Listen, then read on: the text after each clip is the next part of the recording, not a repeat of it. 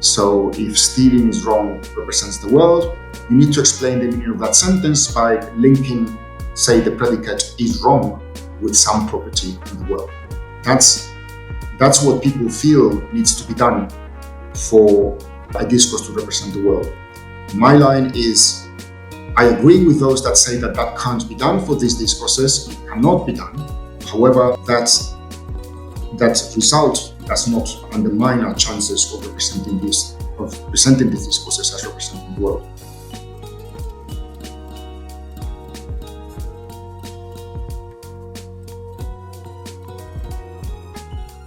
So welcome everyone to today's interview, where I'm very pleased to welcome Professor José Zalabardo.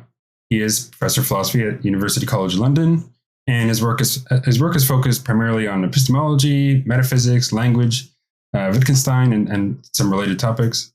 His books include Introduction to the Theory of Logic, Skepticism and Reliable Belief, Representation and Reality in Wittgenstein's Tractatus, and his most recent book, which is going to be our focus for today, Pragmatist Semantics, a use-based approach to linguistic representation, published through Oxford University Press.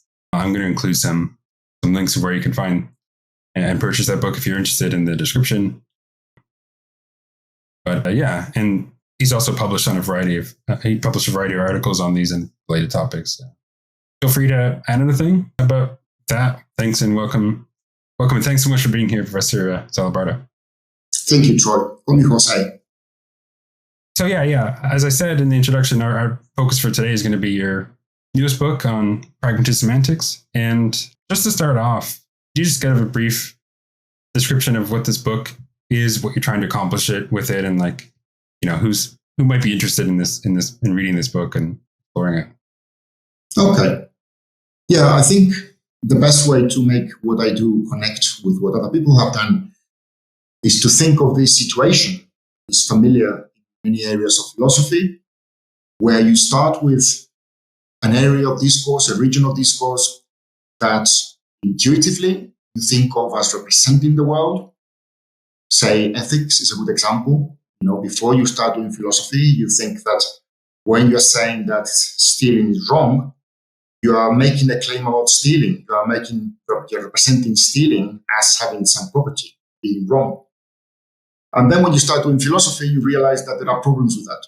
You think that there are obstacles to saying that these areas of discourse represent the world. So the main thing I do in this book is to identify what strikes me as what people see as the main obstacle to treating these discourses as representing the world, and present a position that sort of takes on board the worries that people had about the ability of these discourses to represent the world, while preserving the idea that they do represent the world. Okay? People have reacted to these obstacles by saying, no, these things don't represent the world. When you say that stealing is wrong, you're basically saying boo to stealing, just expressing your attitude towards stealing, but you're not saying anything about it. On the view that I want to develop, we don't need to take that step. We say, all these things represent the world. And I focus primarily on the application of these ideas to semantic discourses, ascriptions of meaning to expressions when we say what an expression means, ascriptions of propositional attitudes when we say what someone believes or what someone desires, and ascriptions of true values when we say that something is true or something is false. I argue that there's a way of presenting these discourses as representing the world without having to overcome the obstacles that people have seen to taking this line. That's a sort of the broadest picture of what's going on. Yeah, great. It's great stuff. And we're gonna get into some of the stuff you mentioned there. But for those discourses you mentioned having to do with ethics, meaning, truth, and truth description, part of the way the general kind of approach you have to motivate these as maybe requiring pragmatist meaning grounds or casting doubt on certain representationalist assumptions regarding meaning grounds. You end up just constructing from a similar sort of structure these open question arguments against the various proposals. And in particular, in each case, you end up modifying it slightly to accommodate a potential objection based on these natural kind causal regularity accounts of the meanings of the terms. So, I mean, you want to just lay out kind of the basic structure of these open question arguments when applied to these cases, and why you think that is a serious challenge for these representationalist views? Good. Yeah, that's exactly right. So the obstacle that I mentioned that people find with treating these discourses as representational is the thought that for a discourse to successfully discharge the task of representing the world, people feel there's got to be a specific kind of explanation of the meaning of the sentences in that discourse. And that form of explanation is what I call representationalist explanation, that says that the sentences in question have the meaning they have by virtue of a connection with the bit of the world they purport to represent. So if stealing is wrong represents the world, you need to explain the meaning of that sentence by linking, say, the predicate is wrong with some property in the world. That's what people feel needs to be done for a discourse to represent the world. My line is, I agree with those that say that that can't be done for these discourses. It cannot be done. However, that result does not undermine our chances of presenting these discourses as representing the world. And as you say, what I regard, like many others, as the main reason why this kind of explanation cannot be provided is something like G. Moore's open question argument. I construe it in terms of synonymy, of our intuitions as to who means by an expression what we mean by it. Okay? So take the case of ethics, which I use maybe as an example. It's not my main focus. I'm not an ethicist, but I think it's a very good example. So, take the standard utilitarian who says that for something to be right is for it to maximize overall utility. Okay. Now, if you think that is right, that predicate receives its meaning from its connection with this property, maximizing overall utility, that means that if someone thinks that something is right, but fails to agree that it maximizes overall utility, or the other way around, they think that something maximizes overall utility, but they think it's wrong, on this position, we have to say that that person either doesn't mean by the expression what we mean by it, they use the word right, but they have to mean something else, or if not, they're just semantically confused. Okay? They fail to understand the semantics of the term as they mean it. Now, that's the beginning of the dialectic, which gets a bit convoluted, because there's a way in which the defender of a representationalist model can react to this. They can say, well, yes, the connection between the predicate is right and the property of maximizing the overall utility, yes, that's contingent, and speakers don't need to know that there is that relation. Just as in the case of natural kind terms, speakers who are competent with the term water might not realize that the property that gives it its meaning is the property of having H2O molecules. So the line goes, exactly the same picture applies to ethics. That property, maximizing overall utility, might be the property that gives the predicate its meaning, but that's compatible with speakers not realizing this. Why? Well, because what really goes into the meaning of the predicate on this position is not the property itself, but some conditions, some sort of higher order conditions, such that whichever property, as a matter of fact, satisfies those conditions is the property that does the job. So in the natural kind case, what goes into the meaning of water is not directly H2O molecules, but whatever substance satisfies certain conditions, being the kind of thing that is present in our lakes, etc., that is semantic. The connection between the predicate and those conditions is part of the meaning. And once you've got that, then you've got the contingent fact that the substance that satisfies those conditions happens to be H2O. Now, in ethics, people say, well, the same goes.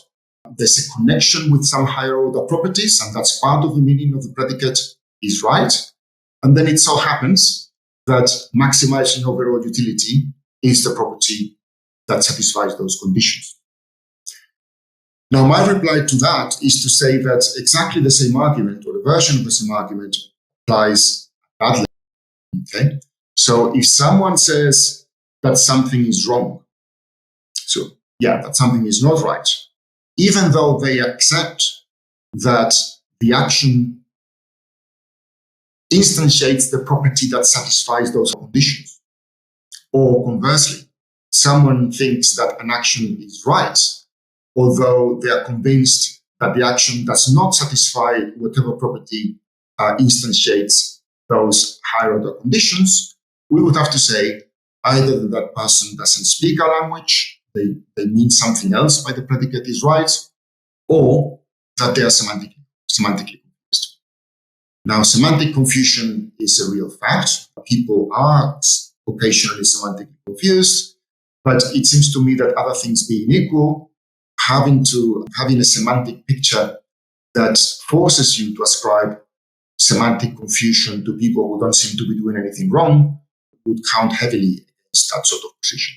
So I think that at that point, after all this sort of coming and going, the version of the open question argument does succeed in this case, the ethical case, as well as in the semantic cases that I am more directly interested in. Yeah, very, very good. That's a great overview. So I was just thinking of some ways in which a representationalist about the meaning grounds in these discourses might try to respond. One thing, maybe they might just end up biting the bullet on semantic confusion and say, like, look, we have such good reason to think that this representationalist picture is right. There's just got to be some sort of semantic confusion, granting the rest of the argument. So we stick with that. What would maybe you say in response to someone who just kind of Moorean shifts it, so to speak? Yeah, that's good. That's a very good point. I guess my line would be, okay, if there was no alternative to explaining the meaning of these expressions other than biting that bullet, we might have to do that. But as you know, the main sort of positive aspect of my book is to argue that there is an alternative. Okay? See, people have felt, well, unless you bite that bullet, you have to accept that ethics does not represent the world. It's just expressed, voicing certain attitudes to things. So if you don't want to do that, bite your bullet. And I'm saying you don't have to do either. You don't have to accept the representationalist picture with a problem of having to ascribe a semantic confusion to speakers. And you don't have either to abandon the idea that the discourse represents the world. Yeah, so you're saying effectively you can have your cake and eat it too, right? You get the representational function of the discourse, but also not having to worry about the semantic confusion, and also not worrying about the other issue you raised for the representationalist meaning grounds. Yeah, so I definitely see the force there. Just thinking of another way someone might try to reply. I was wondering if a representationalist could allow some kind of, vagueness or wiggle room, either in like the meaning grounds and or in the extension of a concept or a term, while it's still having the same meaning. So maybe the idea is something like this, although this isn't really a very robust account. It's something like, in order for two people to have the same meaning when they're employing a term or a concept, maybe there has to be some sufficient level of similarity between the meaning grounds or between the extension, but it doesn't have to line up exactly. And so they might actually disagree on certain cases, yet have the same term or have the same concept, something like that. I mean, what do you think about this as a maybe way of undercutting some of the assumptions here? Yeah. Yeah, that's very good. So the idea is stick to the thought that the meaning of the expression is given by the referent, but allow that your referent and my referent might be, not entirely in line. So long as there's enough overlap, we go along with this. Yeah, that's not implausible if you want to sort of stick to the representationalist picture. I wonder, however, whether there might not be a version of the open question argument that applies there as well. Okay, because take the case of radical disagreement in ethics, as we have. Right, there are people who entirely at odds with us as to what is right and what is wrong, and they think that mass killings is actually a good thing to do. Now, I think it's very hard to say, well, what they mean by that, by is right and is wrong, what we mean by that, as a result of the overlap between their extension and our extension. The overlap seems to be very small, and yet we think that we mean the same by the expression as they mean by it. When they say, oh, killing all these people is actually right, we don't say, oh, you are just talking about something else. No, we say, no, you're wrong. You should not do that. So to preserve that agreement, I can't see how that could be done on the basis of the overlap between what you would think as the extension of their term and the extension of our term. Yeah, that's an interesting point. Yeah, one way to go in favor of the representationalist here might be just to, maybe it's a bullet to bite, but saying that in those cases where there's this significant disagreement, they really are talking about different things.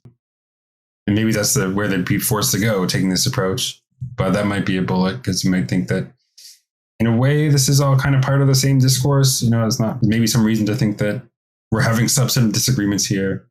But whether that's the case or whether we come to, agree with that may depend on more complicated, maybe empirical issues or theoretical assumptions. But yeah, I think I see where you're coming from there.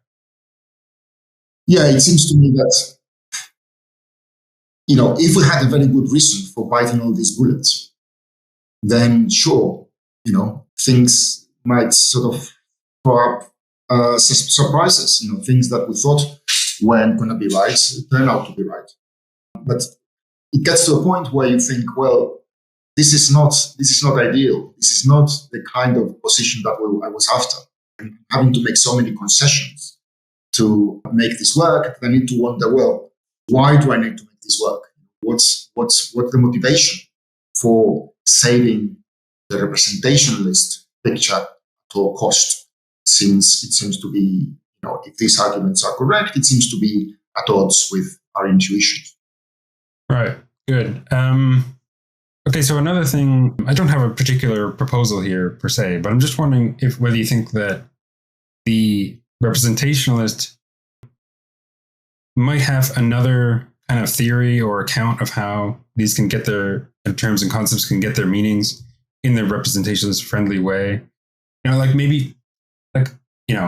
There's this natural kind property regulating whatever approach, but maybe there's something else that's maybe a bit different in certain ways. And maybe that could be a proposal.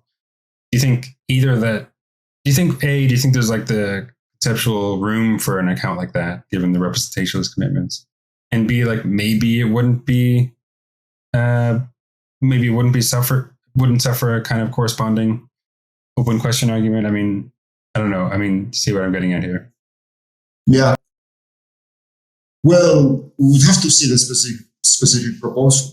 Of course, the version of representationalism that we are talking about here, I talk about in the book, is not the only possible version of representationalism. I've picked it because it strikes me as the most plausible version, and because I think that the problems that I raise with this version will also afflict other versions that one might come up with. But of course, I might be wrong. There might be ways of running the representationalist model which can get around these difficulties. It just seems to me that once you abandon that template, and you think, well, just, as we say, stop thinking and look, what are the conditions that we employ for deciding who means by an expression what we mean by it? And you just ask that without thinking of the philosophical consequences of your answer. You start to see that something like the pragmatist position is actually much more intuitive. That when I ask whether someone means by morally right what I mean by it, what I look at is how they decide on the application of it, what sort of procedure they employ. So I guess I'm saying, even if it turned out there was a version of representationalism that can overcome these difficulties in some of the cases that I'm discussing, it's still the case that when you look at it without any prejudice, the idea that what determines synonymy, what determines who means by an expression what we mean by it, in these cases, does not seem to be reference or bits of the world or state of affairs.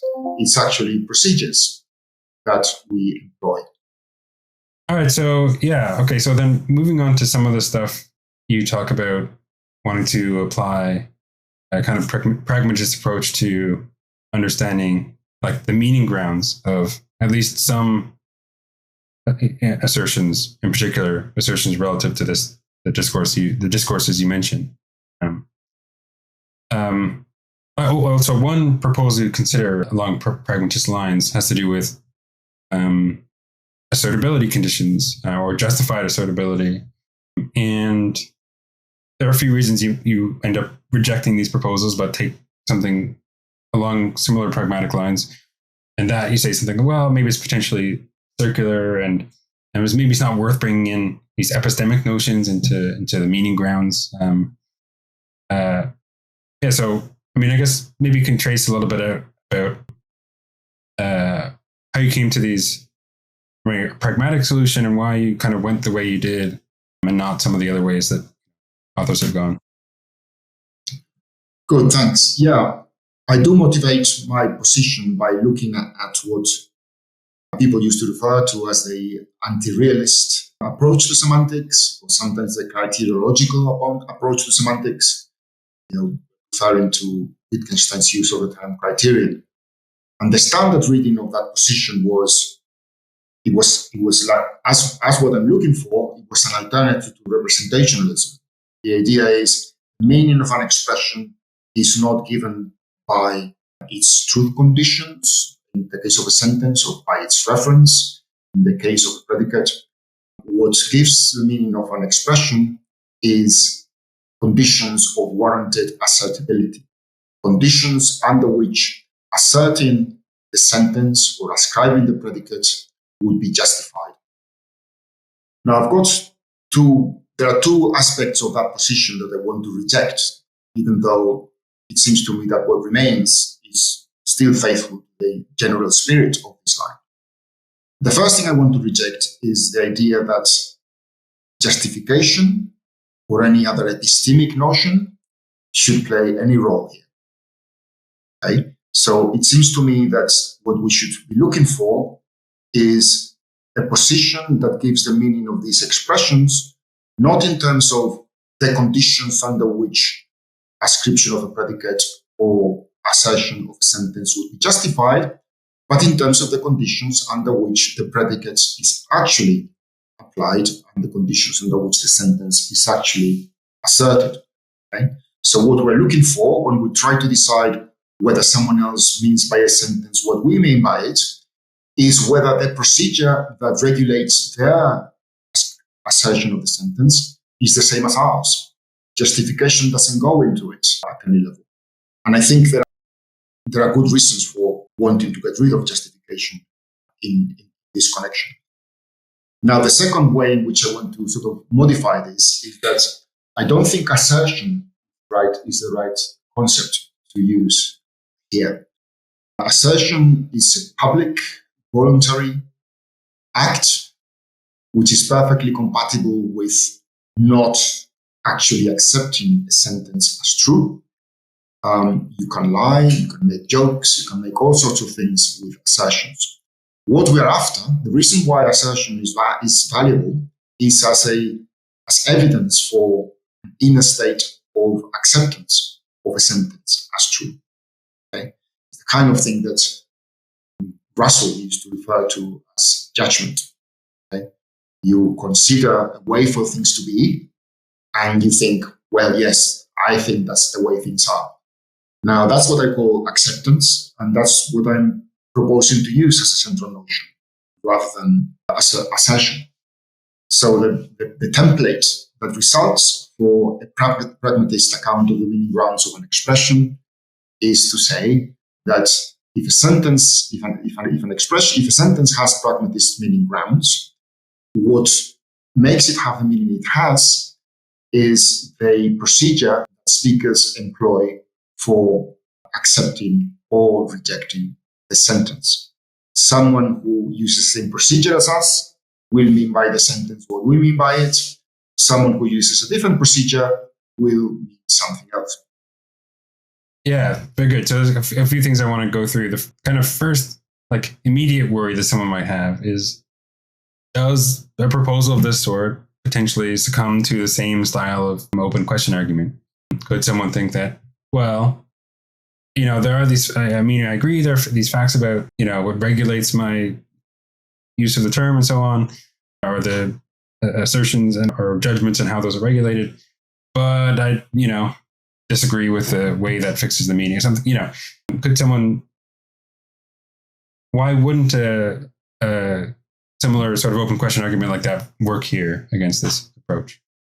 Yeah, very good. That's of course the first question to ask about this. But I think in general, for the cases I'm interested in, there is a good answer, right? To generate the kind of version of the open question argument that I'm interested in, what you need is a case where what you've designated as the meaning grounds of the expression is different for you and for someone else, and yet your intuition is that they mean by the expression what you mean by it, or vice versa. There's the same meaning grounds, but the intuition dictates that they mean something else.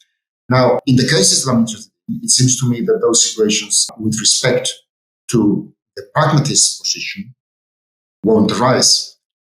The reason is that our intuitions in these cases, so I claim, our intuitions as to who means by these expressions what we mean by them is dictated by the procedure that they employ for accepting and rejecting these sentences. Okay? So if that's correct, then there's never going to be a case where you can say, oh, what the pragmatist designates as meaning grounds is different for me and for them.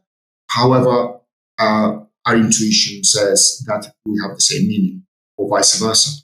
Because intuitions about synonymy, in these cases, not across the board, these cases they are sort of dictated by what procedures people employ for accepting and rejecting sentences.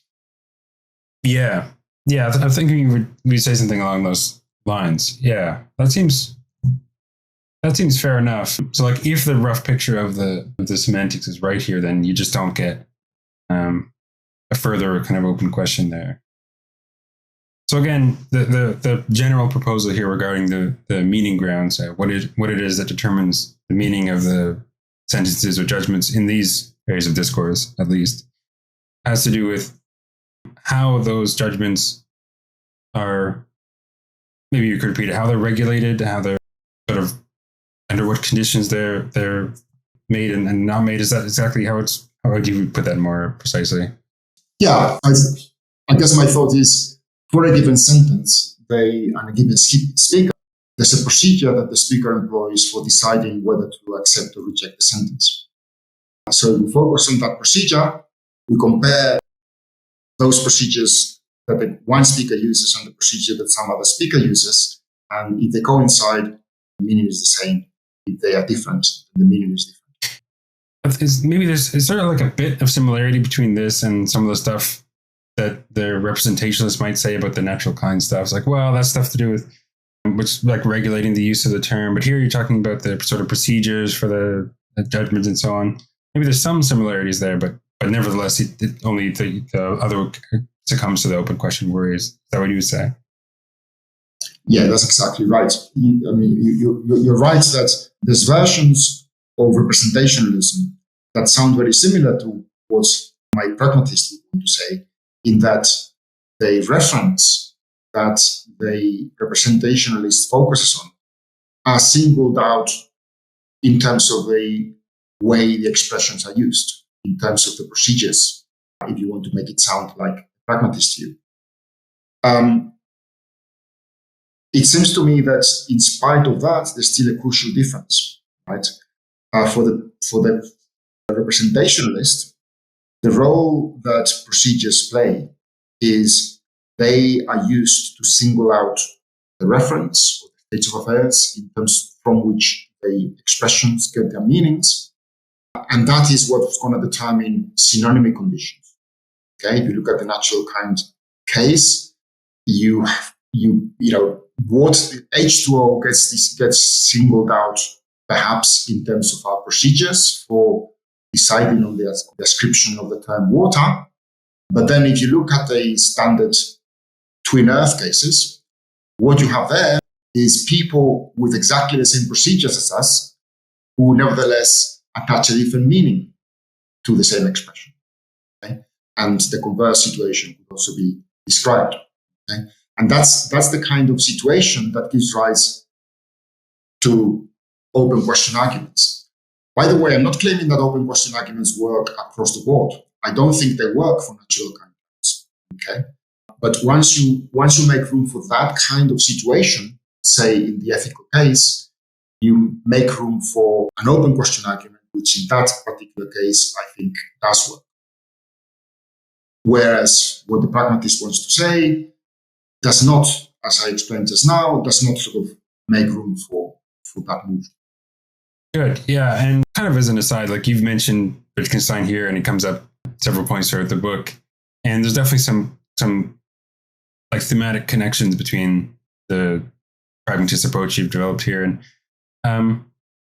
so, I mean, I just kind of generally, in what ways do you think your approach is like similar to, and what ways might be it different from the way Wittgenstein saw the connection between meaning and use? Yeah, that's a very difficult question. And since I finished the book, I've been spending a lot of time trying once again to get clear on what Wittgenstein is saying about these things. It's terribly complicated. I'm not sure I've got a clear view of what he's saying. Now, obviously, the idea that meaning is associated with the use of linguistic expressions is clearly a Wittgensteinian idea. The only question is whether the way I articulate that idea is one that Wittgenstein would accept. My hunch is that he wouldn't. There are passages, I think I quote one in the book, where Wittgenstein pretty much says, it's not about these meaning grounds or those meaning grounds. The very idea of looking for grounds is misconceived. There's nothing by virtue of which an expression has the meaning it has. So if that's his sort of stable position, then clearly he would be very hostile to the kind of thing I'm trying to do. It also seems to me that some of the things that he wants to say at the beginning of the investigations, when he talks about the builders, etc., with the slogan that meaning is use, take us actually in a very different direction from the kinds of things that I'm worrying about. I think it's his central thought there seems to be, as I say, it's not clear to me that I fully understand it, is that even if we focus on use, what matters is that use does not take the form of ascribing a predicate or accepting a sentence. The form that use takes is grabbing the right kind of building material and bringing it. It's more to do with sort of a general action, the practices in which the use of language is embedded, rather than what we think of as pure linguistic use. Yeah, good. I always found it kind of, or at least as far as I've read some of Wittgenstein here, very difficult to interpret in a very clear way. But maybe, I don't know, that's might be just a shortcoming on my part. But yeah, I know that's a difficult task, but yeah. One needs to think that Wittgenstein probably wasn't deliberately obscure. Okay. And the fact that he said things in this obscure way suggests that he didn't find a clear way. So I don't think we should be too disappointed in ourselves if we can't see it much more clearly than he did. I mean, it just happens elsewhere in Wittgenstein too. I've been looking into stuff on his views on like epistemology recently, and it's sort of, and there's all these different interpretations. Oh, well, what exactly is he saying? And what is his response to the skeptic? What's a hinge? It's not so clear, but there's definitely some value to be found there, and or at least as a jumping off point for developing more theories in similar spirits. Yeah. Oh, without a doubt. Yeah. Yeah. In fact, the name of the channel is inspired by a passage from Philosophical Investigations 107. He talks about. I did wonder. Yeah. Back to the rough ground. Yeah, we need friction. Exactly.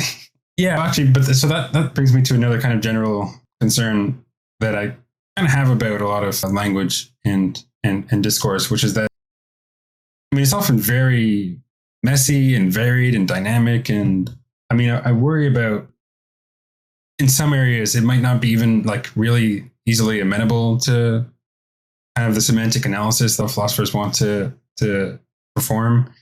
And I don't know, is this like a worry that you take seriously here? Or do you think that, like, what if it turns out that a lot of, say, ethical discourse is really just so messy and so varied and dynamic that it's, I mean, even a maybe pragmatist account isn't going to really capture what's going on there? I mean, do you see maybe the general sort of concern that I'm getting at here? I certainly do, yeah. As I said, ethics is really not my field. I'm only talking about ethics because so many of these arguments were developed in the context of ethical discourse that it's very hard to discuss them without talking about ethics. Plus, the discourses that interest me are all semantic discourses, and that makes things massively more complicated in that we are talking about the semantic features of semantic discourses. So semantics comes in at two different levels, and it's very easy to get confused. So it's useful to have an example where the subject matter of the discourse is not semantic. So I'm not in a position to say that won't be the situation in the case of ethical discourse. And I agree with you that there will be lots of cases where this is not going to work. I mean, think about discourse about what's a table, right? What procedures do we employ for deciding whether to ascribe the predicate table to something? Well, some people use some procedures, other people use other procedures.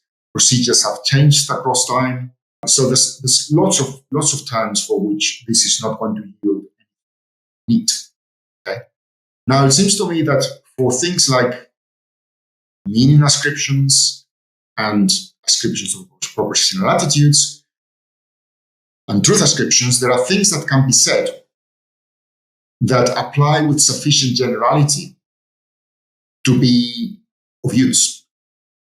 Right? If you want to make them match the actual use of these expressions that speakers go in for, it might be that there are details that need to be added or deleted, but that the basic proposal will still be of use in making us understand what's going on.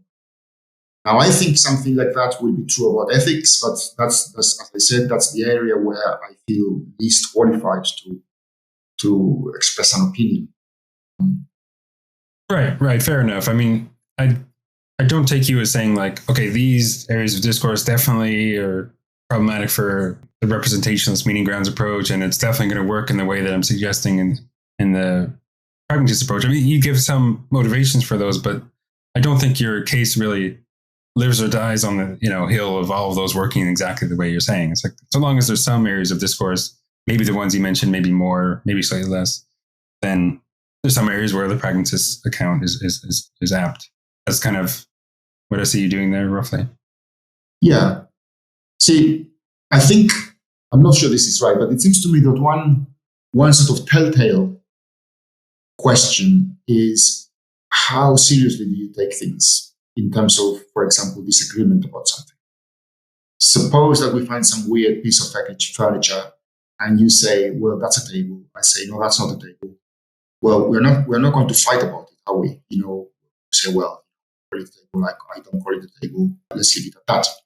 Whereas it seems to me that with the kind of discourses that philosophers have been interested in, that's not really the situation, right? If you say, oh, stealing is right, and I say stealing is wrong, neither of us will be tempted to say, well, he calls it right, I call it wrong. That's okay. We feel that there's an answer, right? We might not know who has the right answer, but we think that there is one. That that progress can be made in finding the answer. Unlike the case of a table, where it's just a matter of lexicographic interest. Right. Good. Okay. So then one more thing before turning to some of the other issues having to do with belief and desire and truth description.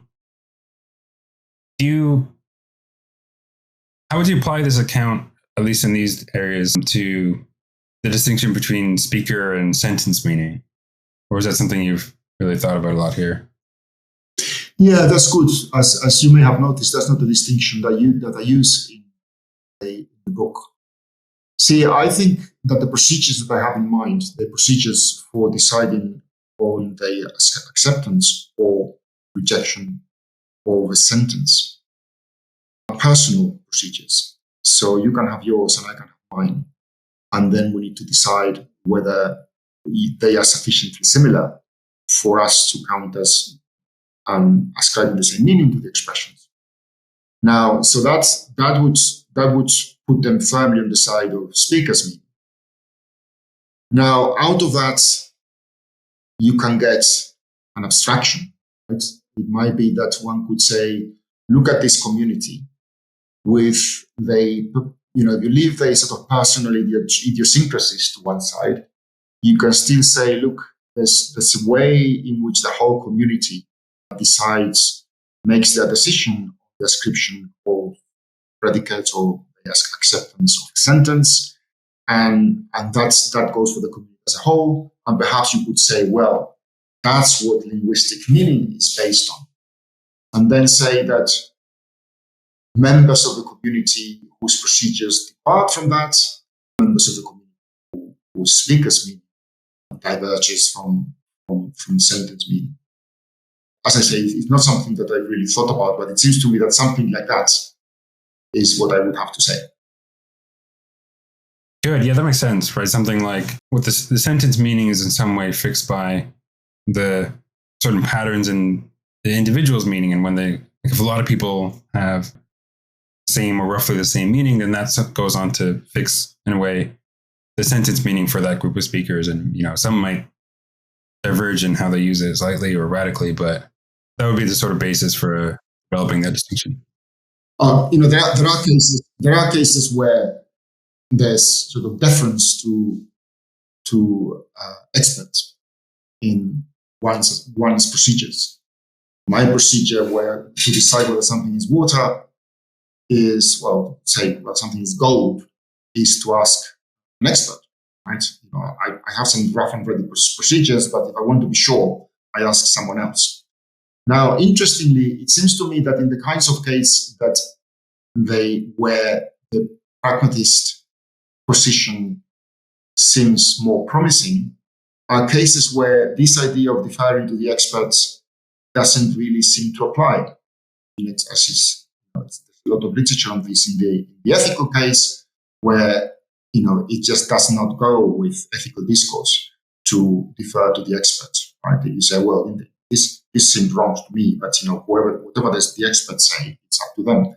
That doesn't seem to be in line with how we understand ethical discourse. And it seems to me that for the semantic discourses I'm interested in, something similar is also correct. Right. Good. Yeah, I was wondering maybe to what extent other areas of discourse are amenable to this account as well. Like, I don't know, maybe those related to issues like of knowledge and epistemology, maybe other kind of normative issues, like maybe in aesthetics. I mean, have you given a lot of thought of where else this might be applied? Or I mean, what do you think about those examples, maybe just on first blush? Yeah, I have thought about this a little bit.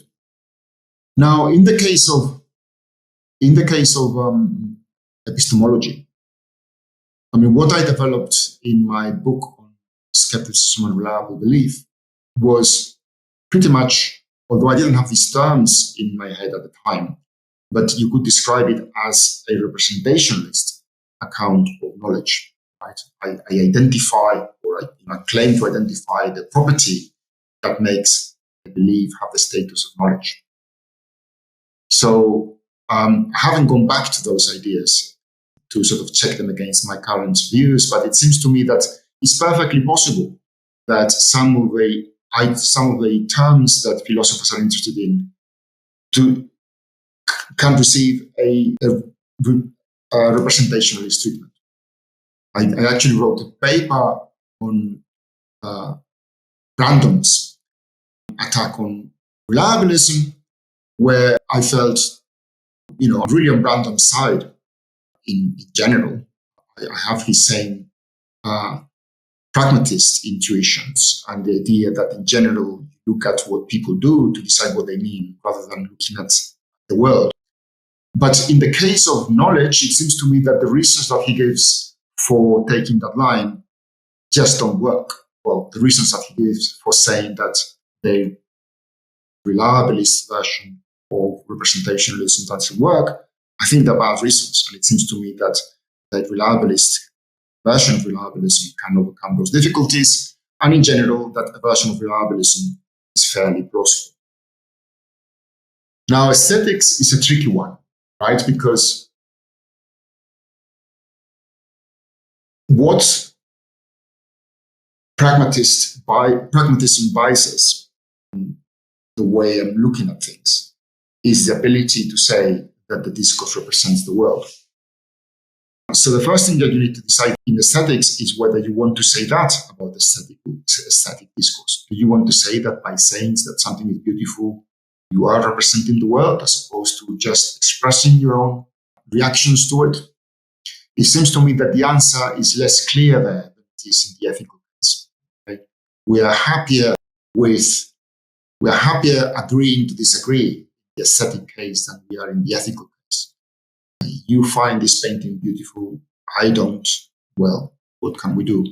Obviously, there are cases where we're not happy like that, and I could try to convince you that it is beautiful and I might succeed, or vice versa. But the case is less clear-cut. Now, that doesn't mean that the discourse doesn't have pragmatist meaning grounds. It's important for the overall position to say that not every discourse with pragmatist meaning grounds will be in the business of representing the world. Okay? All I'm claiming is that pragmatist meaning grounds are compatible with representation. I'm not claiming that as soon as you give pragmatist meaning grounds for a discourse, you are thereby committed to saying that it represents the world. That seems implausible. So the only remaining question is which side of the divide you would want aesthetics to fall. I think it would be, using a pragmatist approach would be very, very promising. But then you would need to decide, after having given your pragmatist account, you would need to decide whether you want to say that the discourse is in the business of representing the world, succeeds in doing that business, or on the contrary, it's intended to do something else. Another area where I've been thinking, there's nothing about this in the book, but since I wrote the book, I've been thinking about mathematics. And it seems to me that in the philosophy of mathematics, something that sounds very much like a pragmatist position is very plausible.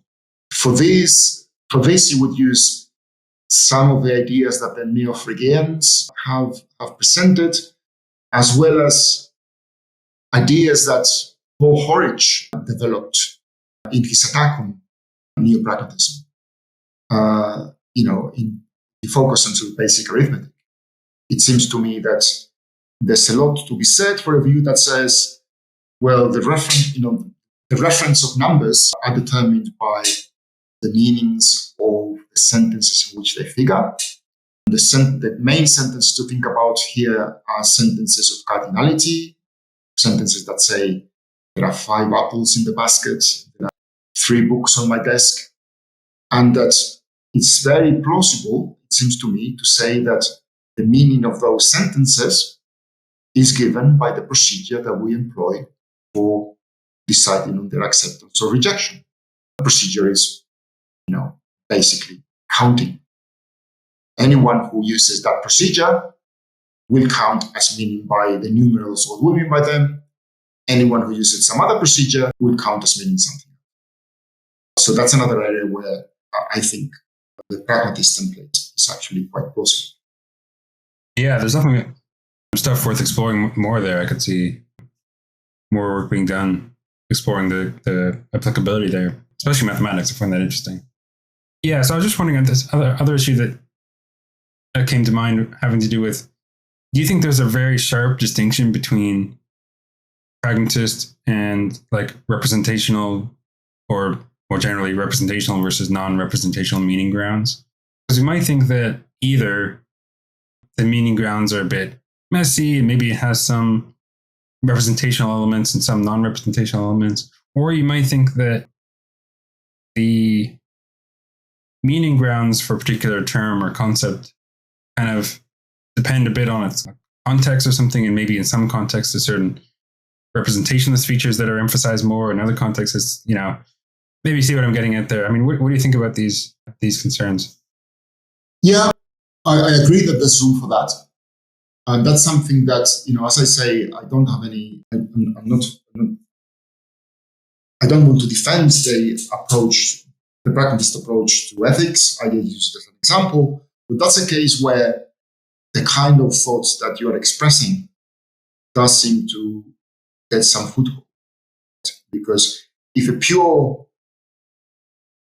pragmatist account of ethical terms were correct, it would mean that so long as someone uses the same procedure as we use for deciding whether to apply the predicate is morally right, will count as meaning by the expression what we mean by it.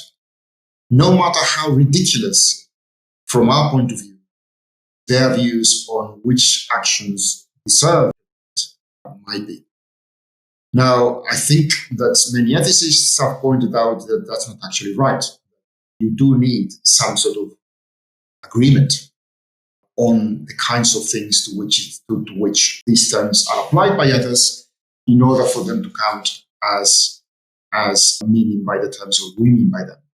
So it's not just the procedures, it's also the specific application of the procedures, which would take you in the direction of a representationalist ingredient of the position. I think Philippa Foot made these points. As I say, I don't know a lot about ethics, but there's a paper of hers where I forget the example she uses of, if someone said, clapping your hands once a day is morally right. Right? Now, that's not her example. Her example is better, but it's that sort of thing. You think, well, look, I don't care how you're applying the procedure that you're using for applying the predicate. If you think that clapping your hand once a day is the kind of thing that can satisfy this predicate, then it's not our predicate. We don't think that clapping your hands once a day is the kind of thing that can be right. So I guess I'm just saying, yes, there are cases where there might be scope for more sort of hybrid approach. Yeah. That got me to thinking wouldn't it be possible that there's this alien civilization, and although maybe the pragmatist meaning grounds are the same, but the right judgments that they come to are just diametrically opposed to the ones that we come to, in our way that the terms of, for them, torture just counts as good and so on, or whatever. That just seems to strain credulity on the meanings being the same, or the concepts terms being used in the same way. But maybe not. I mean, yeah. Well, there are limits to this. Yeah. There are lots of non-aliens who have felt that torture was the right thing to do. And we don't say, we are talking about not cross purposes. No, we think they're wrong. Right? We disagree with them. And disagreeing requires sameness of meaning. So we see them as meaning by the terms what we mean by it. I'm just applying them in ludicrous ways. So I don't think one should, although I'm accepting this point, I don't think we should exaggerate the extent to which it applies. I think we can tolerate huge divergence, especially when it can be explained. In the case of meaning ascriptions, for example, someone who, say, an alien race that started with different senses of salience and projection would come to radically different meaning ascriptions by using exactly the same procedure that we use. And I think we would then say, not that they mean something else by meaning, but that we just disagree. The point of view from which they start makes them ascribe different meanings, but either they're right or we are right. Right. Okay, good. And then, so just in the case of disagreement there, just maybe not radical disagreement like across the board, but say just on a particular cases, how exactly, I just want to get clear on how we would explain or account for the disagreement given the pragmatist meaning grounds. Because is one of them really right, even if the way the assertions are being regulated and so on does lead to them to these different judgments? How do we explain the disagreement? Is it really substantive? Is at most one of them right? How would we talk about that?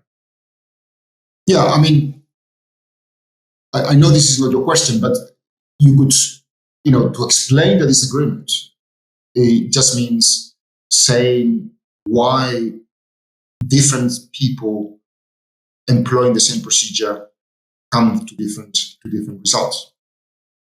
Now, in the cases that I'm interested in, there's no mystery there. Say, if you had a pragmatist account of ethics that sort of borrowed ideas from expressivism, from sort of old school emotivism, and you said, look, we all have a moral sense. Well, most of us have a moral sense, something that can be identified. And so long as someone decides whether to apply a predicate on the basis of a moral sense, they mean by the predicate what we mean by it. Okay. Now, you can say that and still accept that a moral sense is different from people to people. Right? You think about an action, and I think about the same action, and it seems you are honestly convinced that this is the right thing to do. I am honestly convinced that this is the wrong thing to do. So explaining how that situation comes about, I think, is no mystery. The same goes for the semantic cases. Now, your question is, well, fine, we get to that point, but on what grounds do we say that one of us is right and the other one is wrong, or that at least one of us is wrong?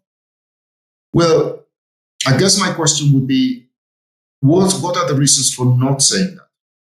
It seems to us that that's how things stand. Right? You think that something is wrong, I think is right. Well, I think I'm right about that. I think that you're just mistaken. You think the same about me as well. So that's the starting point. And the question is, what are our reasons for giving that up? Now, it seems to me that the reasons that people have in mind for giving this up are not very convincing. They seem to think, well, for there to be right and wrong, there's got to be a possibility of coming out of the discourse and from the outside sort of deciding who's right and who's wrong.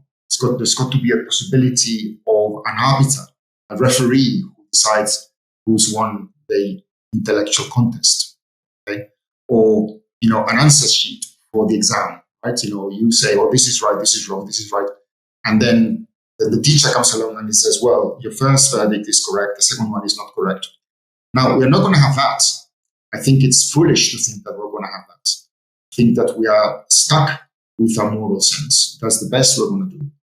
And since our moral senses produce different divergent verdicts, there's going to be cases where we don't agree as to what the right answer is. What I don't see is that from that epistemological point, anything substantive or metaphysical follows, right? we have this inclination to think that one of us is right and the other one is wrong. And to think that for that inclination to be correct, there's got to be this external way of deciding who's right and who's wrong. It's just a mistake. So we accept that, it's easy to understand how disagreement can come about, because using the same procedures does not guarantee that we'll come to the same results, because the procedures rely on bits of who you are, which vary from person to person. The ethical case, the moral sense. In semantic cases, it relies on your senses of salience and projectability, which again differ to some extent from people to people. So the only remaining question is, when that situation arises, why are we entitled to say that one of us is right and the other is wrong? And I want to say, well, the crucial question is not that. The crucial question is, what reasons are there not to say it? Right? Why do we have the philosophical pressure towards saying that it can't be that one of us is right and the one? It seems to me that the reason that people have in mind for saying this is not a very good reason.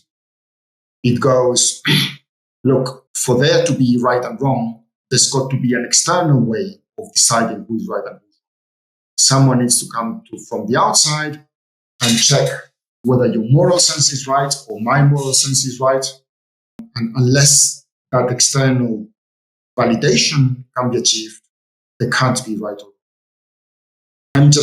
I just reject that thought. It seems to me that thinking that there's going to be that external validation is just completely plausible.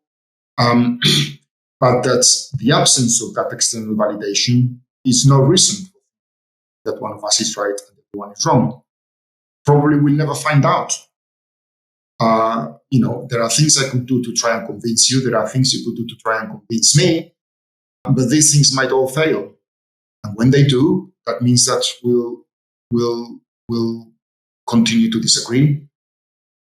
None of that is incompatible with saying that one of us is right, that the one is wrong. And as I say, my basic line on this is that no good reason has been given for rejecting this intuitive thought.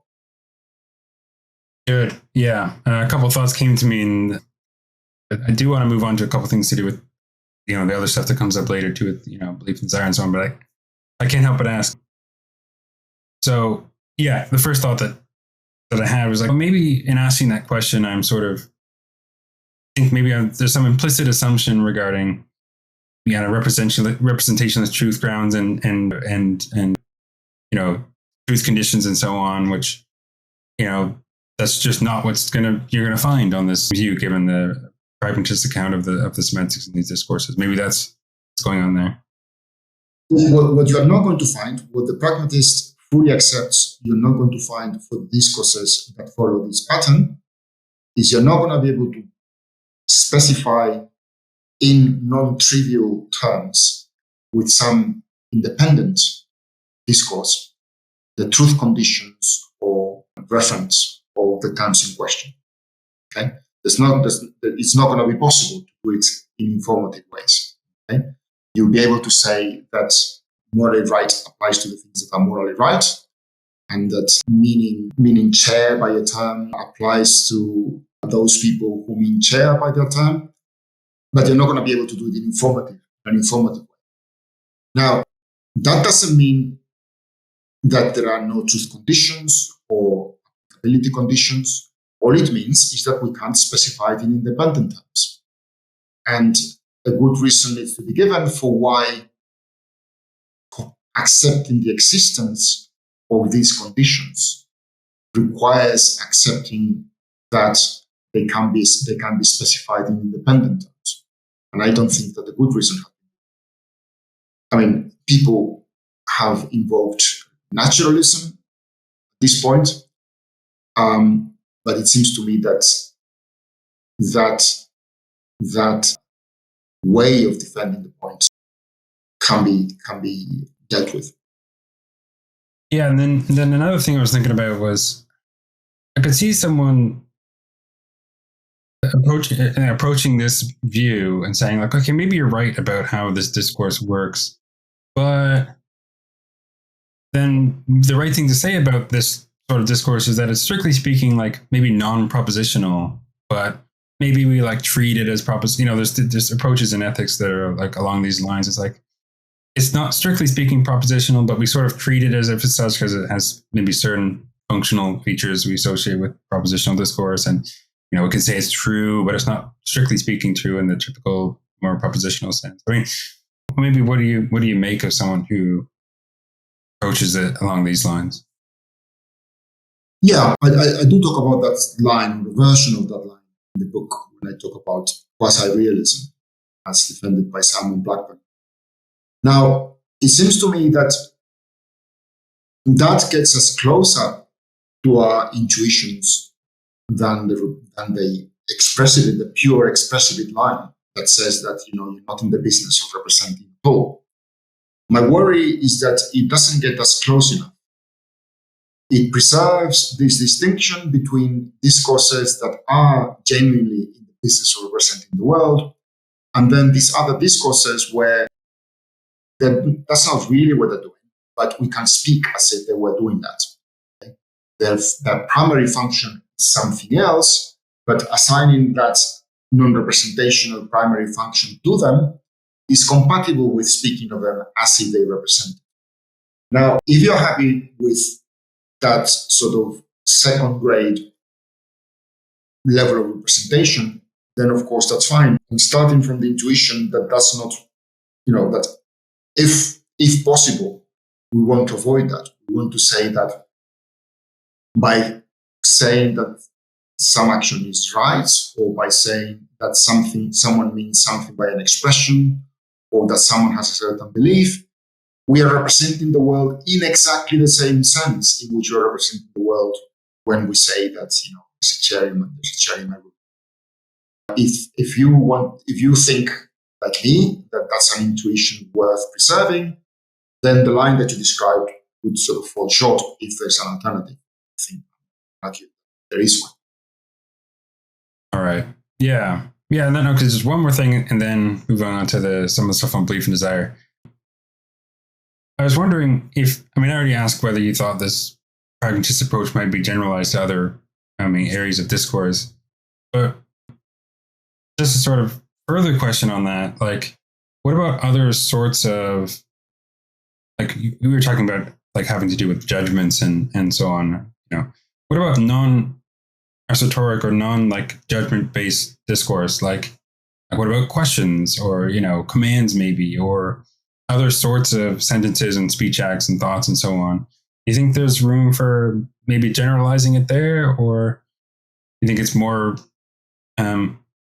targeted toward these areas, these sorts of thoughts and speech acts and discourse? Yeah, good.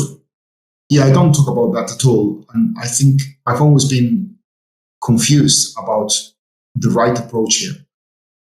Because, of course, there's a tradition in philosophy of language that takes the esoteric to be primary, right? And that there's a level of representation that is common to assertion, questions, and commands.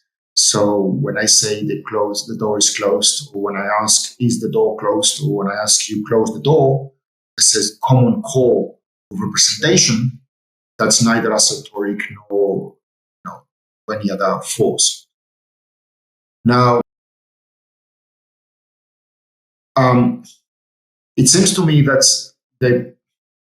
the position that I'm describing is one that doesn't take that line.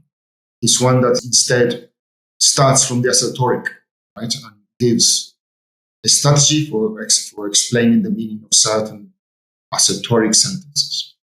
And then the question would be, how would it have to be modified to be of use to explain the meaning of questions, commands, etc.? And I haven't really thought about this. I don't know. I haven't thought about what would need to be done. It seems that the tools that the pragmatist employs for assertions seem to be relevant to questions or commands, because it's not clear to me what the analog of a procedure for accepting a sentence in the assertoric case, what the analog of that would be in the case of a command or a question. You command, you issue an order when you feel like issuing an order. You ask a question when you're curious about something. So, no, I don't have anything promising to say about this, but it's clearly an important question. Yeah, fair enough. Yeah, there's definitely room for investigation there, because maybe could we situate this into a broader theory of like a speech act theory along the lines of Austin, Searle, and so on, or maybe there's a broader account to give on which these are like special cases, and yeah, that's interesting. I'm not so sure. Yeah, so then we've talked a fair amount about the pragmatist approach here, and especially as it relates to like meaning, but of course you also talk about belief and desire, and then descriptions of belief and desire. And as I understand your approach, you take some ideas from Daniel Dennett and his understanding of like the intentional stance, but you modify it in certain important ways. So I don't know if you want to just talk a bit about how the view you come to there and how it's different from what Dennett says regarding the intentional stance. Good, yeah. So the question there is, we've got these sentences. John believes that it's going to rain tonight. And the question is, what makes them have the meaning they have? Now, the traditional representationalist account would try to identify the state of affairs that sentence represents as obtaining, the state of affairs that makes it the case that it is true of John that he believes that it's going to rain tonight.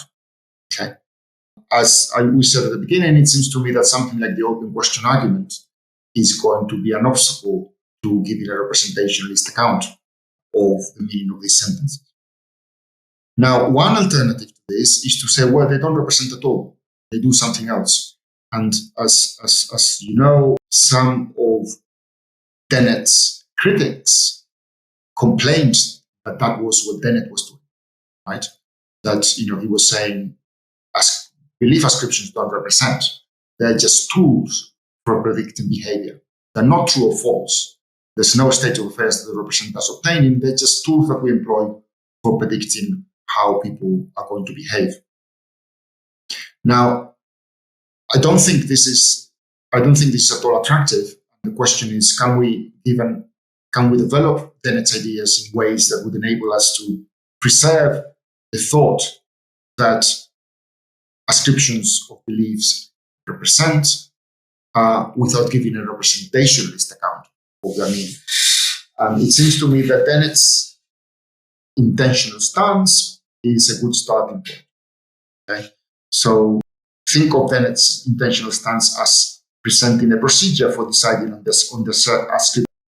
on the acceptance or rejection of ascriptions of belief. Okay, so that's the procedure goes, essentially accept a belief ascription when it gives you the best prediction of how the subject is going to behave. Of course, this has to be put together with desire ascriptions, and the idea is, well, look, ascribe beliefs to people, ascribe desires to people, and then predict that they will behave in ways that will promote the satisfaction, that would promote the satisfaction of the desires you've ascribed to them, if the beliefs that you ascribed to them were true. So through that link between belief and desires and action, you can assess the predictive power of certain belief and desire ascriptions. And the idea is, well, you accept an ascription of beliefs and desires to the extent that it is best on this point. Now, to this, Dennett adds that we should ascribe the beliefs and desires that the subject should have. Okay? And it gives us a theory of what that means. Now that bit has been controversial. People have sort of taken issue with the extent to which he can talk about the beliefs and desires that someone should have at this point, right, without begging the question as to what it is for someone to believe or desire something. It seems to me that it's clearly not an option to use that aspect of the view for the pragmatist. Okay? If I want to decide whether someone is ascribing beliefs and desires on the basis of whether they are ascribing the beliefs that the subject should have, I seem to already have to decide what they take to be the beliefs and desires that the subject should have. And that seems to me to involve circularity. So I think that appeal to the beliefs and desires that subjects should have, agents should have, should be deleted from the intentional stance to make it usable for the pragmatist. What we're left with is predict that agents would behave in ways that would promote satisfaction of their desires, that would promote satisfaction of their desires if their beliefs were true, and assess belief and desire ascriptions on the basis of their predictive power on that basis. Now, one problem with deleting appeal to the beliefs and desires that subjects should have is that it leaves us with no scope for ascribing to interpreters a preference for ascribing true belief. Okay? We seem to have this preference, in the region of what people call charity, other things being equal. You can have a belief, a desire ascription, that you can have two rival belief and desire ascriptions that have the same predictive power, but you will prefer the one that involves ascription of true beliefs. Why is that? Well, Dennett's answer was, abnormally, the beliefs that you should have are the true ones. So if you are allowed to invoke the belief that you should have, the preference for ascribing true beliefs is no mystery. For me, however, the mystery is there. So a lot of what I do, that chapter is to try to explain how the pragmatist would make room for this preference for ascribing true beliefs. And there I invoke some ideas from developmental psychology that seem to suggest that the procedure for behavior prediction that is based on description of beliefs and desires is a more sophisticated version of something that we do at an earlier stage, which is prediction of behavior on the basis of ascription of desires alone, goals alone. So we don't predict at that earlier stage, we don't predict that people will do things that would promote the satisfaction of their desires if their beliefs were true. What we predict is that they will do things that will promote satisfaction of their desires. No mention of belief. What we talk about is the courses of action that would, as a matter of fact, from the point of view of the interpreter, promote satisfaction of desires. Now, there, in that more rudimentary procedure, the ascription of falsehood does not scope for it. Okay? You are predicting that people will behave in ways that will actually promote satisfaction of their desires. Okay? So you are implicitly accepting that insofar as beliefs are playing a role, they will have the beliefs that you, as an interpreter, have. Now, my proposal is that if you think of our procedure for ascribing beliefs and desires as having that more rudimentary procedure as the default, and involving the more elaborate procedure only when needed, when the more rudimentary procedure doesn't work, if that's how we operate, then we've got an explanation for our reluctance to ascribe false belief. the explanation of our reluctance to ascribe false belief would come from the default status of the more rudimentary predictive model, which makes no room for the ascription of false belief. That's basically how I'm proposing to modify Daniel Dennett's ideas. Yeah. Okay. Good stuff. So yeah, a few things I wanted to ask about there. So one, what do we say? And I know you discussed this a bit in the book, but what do you say about cases where there's just not a lot to go on regarding the sort of behaviors that they would like? I don't know. Take someone who has some belief about, black holes, but there's no reason to think that, given their desires and so on, that would manifest in certain behaviors and so on. But we want to attribute to them this belief. But what are we going on there in order to make this belief ascription in that case, where the sort of behaviors we would associate with the belief desire pair aren't really present? Yeah, that's a very important question. It seems to me that the only route to ascribing those beliefs is through language. Okay, we can't ascribe beliefs of that kind to non-linguistic creatures. It's only through the connection between belief ascription and ascription that we come to ascribe those beliefs. Okay, so the procedure that I just described is a basic procedure for ascribing beliefs and desires, which is applicable across the board to linguistic creatures as well as non-linguistic creatures. We employ it, as it says, for some animals.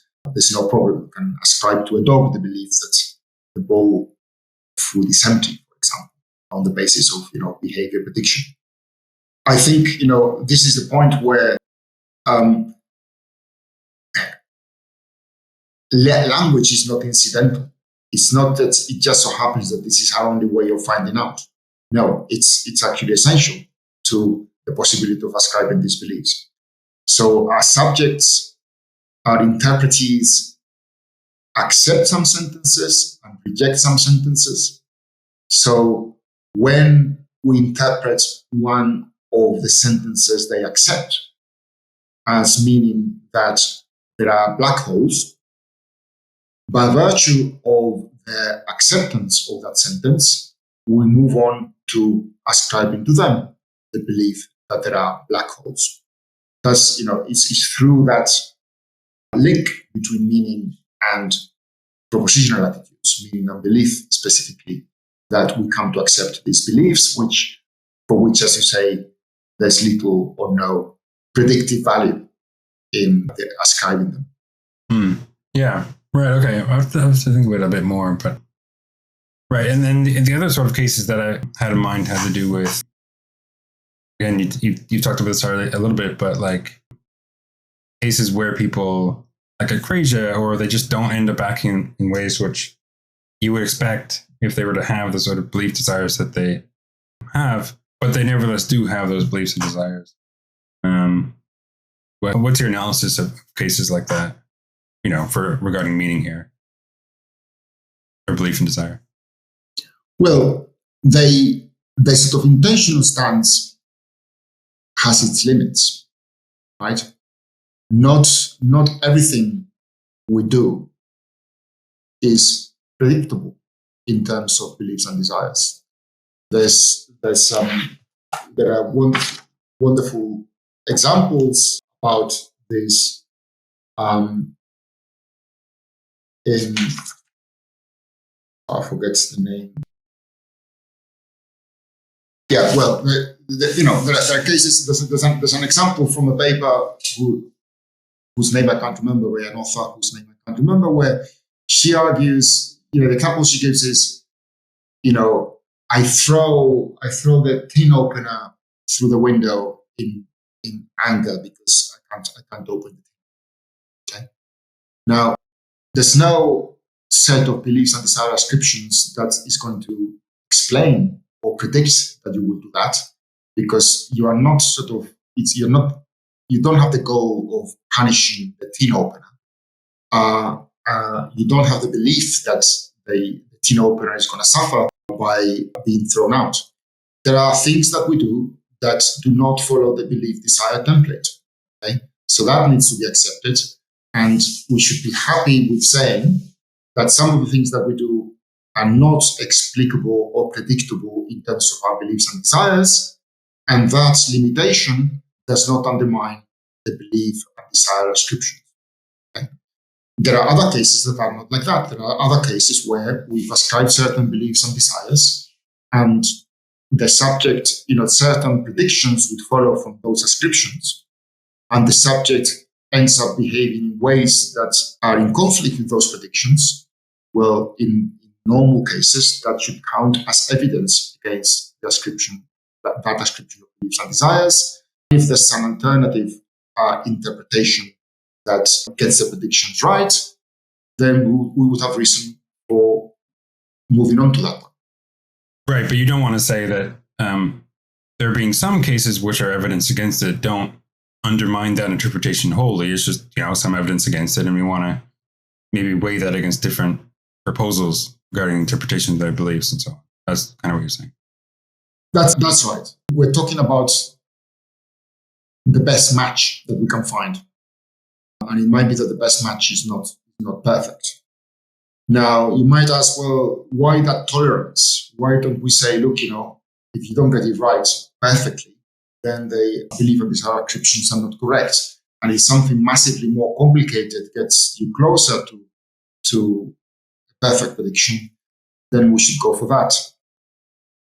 Well, I think in real life cases, the fact is that, if there is an alternative that gets the predictions better than the belief and the ascription that you currently endorse, you would abandon the one that you currently endorse in favor of one with better predictive power. Yeah. Wouldn't it be almost kind of trivial to develop an alternative with greater predictive power, but it might be kind of weirdly complicated and ad hoc? And so we could always just say well, the belief they have is, or the desire they have is in all these cases do this except for this exact sort of case or something like that, you could just gerrymander a belief. I mean, this is sort of more related to the other stuff you discuss in the book having to do with, well, couldn't any belief desire pair, or the many different belief desire pairs predict the same sort of behavior, but this is kind of connected to that. But the thought is that, we can get a more accurate prediction, but maybe at some other cost. And I don't know, what do you think about, what's your approach to that? I mean, it would be useful to think of the kinds of cases we're dealing with. Right? It seems to me that, if we leave out of the picture these irrational behaviors that I mentioned a minute ago, we think that our belief and desire ascriptions produce, in general, the right predictions. Okay? Perhaps one exception, and maybe this is what you have in mind, is problems with weakness of the will. Okay, and that's always been acknowledged as a problem for this kind of view. Okay, so you want to live a long life. You believe that living a long life, that smoking is not conducive to living a long life, and yet you carry on smoking. Okay, so what do we say about that? Well, in that kind of case, in a case of addiction, I don't think that's a big problem. I think it's clear that there are non-cognitive factors involved in how we behave. It's no different from, it's slightly different, but not massively different from your being shackled, right? You didn't do what would have promoted your desires because that would require sort of moving your hands, and your hands were tied. So I think that in many of the cases that fall under your description, we can invoke external factors that make the behavior that would have satisfied your desires to a greater extent not really available to you. Like, the behavior of giving up smoking, you're addicted to nicotine. Maybe if I give a concrete example, and maybe this is also me just getting clear on this in my own head. So like, I don't know, take the person who believes there's, we ascribe to them the belief that there's water in the fridge, and we also ascribe to them the desire that they want to drink water or they're thirsty or something. And that generates the prediction on some occasion that they would, go and open the fridge and get and drink the water and so on. Now, suppose that on this occasion, they don't end up going to the fridge for some reason or another. Maybe something prevents them, or that they just have some weakness of the will, or they just, I don't know, some account of why that doesn't end up happening. Now, we could, and I want to allow that we could still have good reason to attribute to them these beliefs and desires. But there's a worry that, well, wait a minute, what if let's say, as an example, I attribute that same desire to them, but attribute to them the belief that they think there's water in the fridge, except for, that period of time or something like that. Now, that period of time, there was no water in the fridge, but other times there was. That belief-desire pair is going to more strongly predict the fact that they don't, in fact, go to the fridge there. But I think there's a case to be made that we wouldn't actually want to attribute that belief-desire pair to them in this case. And so, do you see what I'm getting at here? I mean, what do you think about cases like that? Yeah, I see what you're getting at. And, these complexities, I say very little about. I mean, one factor to bring on the table is the fact that, in the sort of toy examples that we're talking about one belief and one desire, which, I mean, that's not you, it's me in the book, the desire to drink water and the belief that there's water in the fridge. Now, in real life, there's, people have lots of beliefs and lots of desires, right? And if there was nothing else going on, someone who believes that there's water in the fridge and desires to drink water would go to the fridge. Now, if the person also believes that, the bus is about to leave and they desire to catch the bus, they might say, actually, forget about the water. I would like to drink water, but catching the bus is more important. So I won't go to the fridge. Now, that kind of thing is compatible with the model that I'm presenting. It's just that it would be massively more complicated because you would need to take into account the whole array of beliefs and desires that you attributed. And in those cases, it would be harder to work out how they're going to behave. So, they want to catch the bus, they want to drink water. Which are they going to go for? Well, that will depend on sort of very, very specific features of the situation. But none of that is going to be a problem for the general account, I think. Now, you talk about this other kind of case, which I think is perhaps more complicated, where you say, well, why don't you just ascribe to them the desire to drink, believe that there's water in the fridge, except for that period of 3 minutes when they didn't go to the fridge or something along those lines. So, see, the problem is that if you start ascribing to people the belief that, there's water in the fridge now, but not in 3 minutes' time, but there's water in the fridge again 3 minutes later, you're ascribing to people, beliefs about, how water can appear and disappear in the fridge, which are going to have, predictive consequences that are going to mess things up in ways that are not going to be conducive to predictive value. So it seems to me that kind of gerrymandering will, in the end, not pay. It might pay for the specific case of this particular prediction, but in terms of the general interpretation of the subject, it's not going to get you the right results. Yeah, that's a good point. Yeah, because I mean, if all we had to go on was just this one instance, and maybe there's not a whole lot we could say, or maybe we would be pushed towards this kind of gerrymandered picture, but like given more background about the other kind of web of beliefs that they have and desires and so on, and those interpretations are going to be less plausible with that in mind, even if just strictly looking at narrowly at this one case, maybe it's more strongly predicts it. It runs into more problems with given more the fuller picture of the evidence. I think that's what you're saying. That seems right to me. Yeah. Okay. And then you did talk briefly already in your description of the approach here regarding belief and desire about and you talk about this more in the book about the kind of hybrid model there. There's in simpler cases, we have this kind of teleological thing where we don't either like import our own assumptions or our beliefs into what the other person has, and given their desires, then we make inferences based on that. And in the cases where this is good enough, or like we want to go an easier route of interpretation, we employ this sort of procedure. And then a more complicated case, or cases where we put more effort in, maybe we do I think it's like the minimal intentional model, where we actually do end up attributing to them certain beliefs that might diverge from our own, and so on.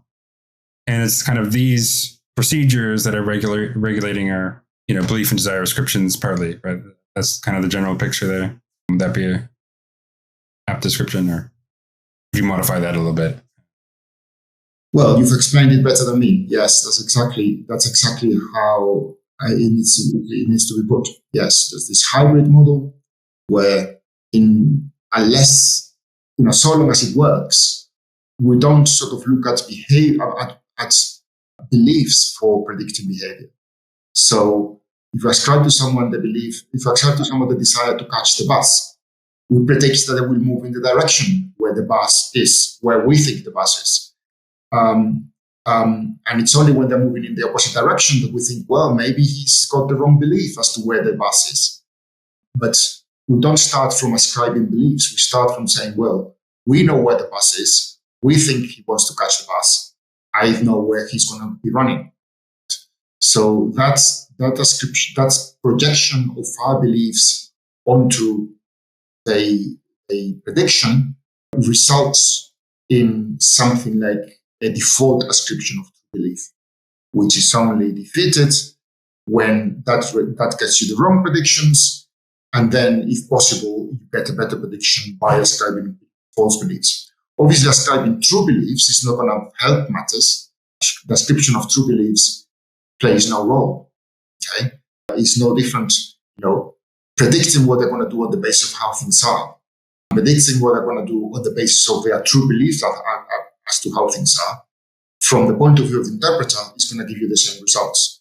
It's only when falsehood comes into the picture that you get more moving parts that enable you to get new predictions. So there's another thing you discussed in the book having to do with interpretation and this notion of like familiarity and preferring attributions. Correct me if I don't get this quite right, but preferring attributions of meanings which are more simple or more in line with other kind of meanings they have already, or something like that. Is that right? Is that what, am I capturing that idea right? And what's the kind of role of that in your approach here? Yeah, I think a bit of background is needed to see where that falls. So this is, to talk about that, we need to move on from, so just now we've been talking about the meaning grounds of ascriptions of belief and desire. Now we move on to talking about the meaning grounds of ascription of meaning. Okay, the question is, what are the meaning grounds of sentences like, John means table by table, or court means table by Tish. And there's a separate proposal also along the pragmatist template for the meaning grounds of these sentences.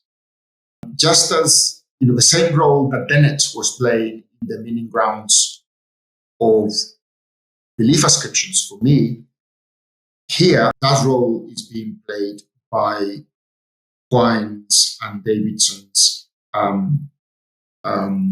radical interpretation. Okay?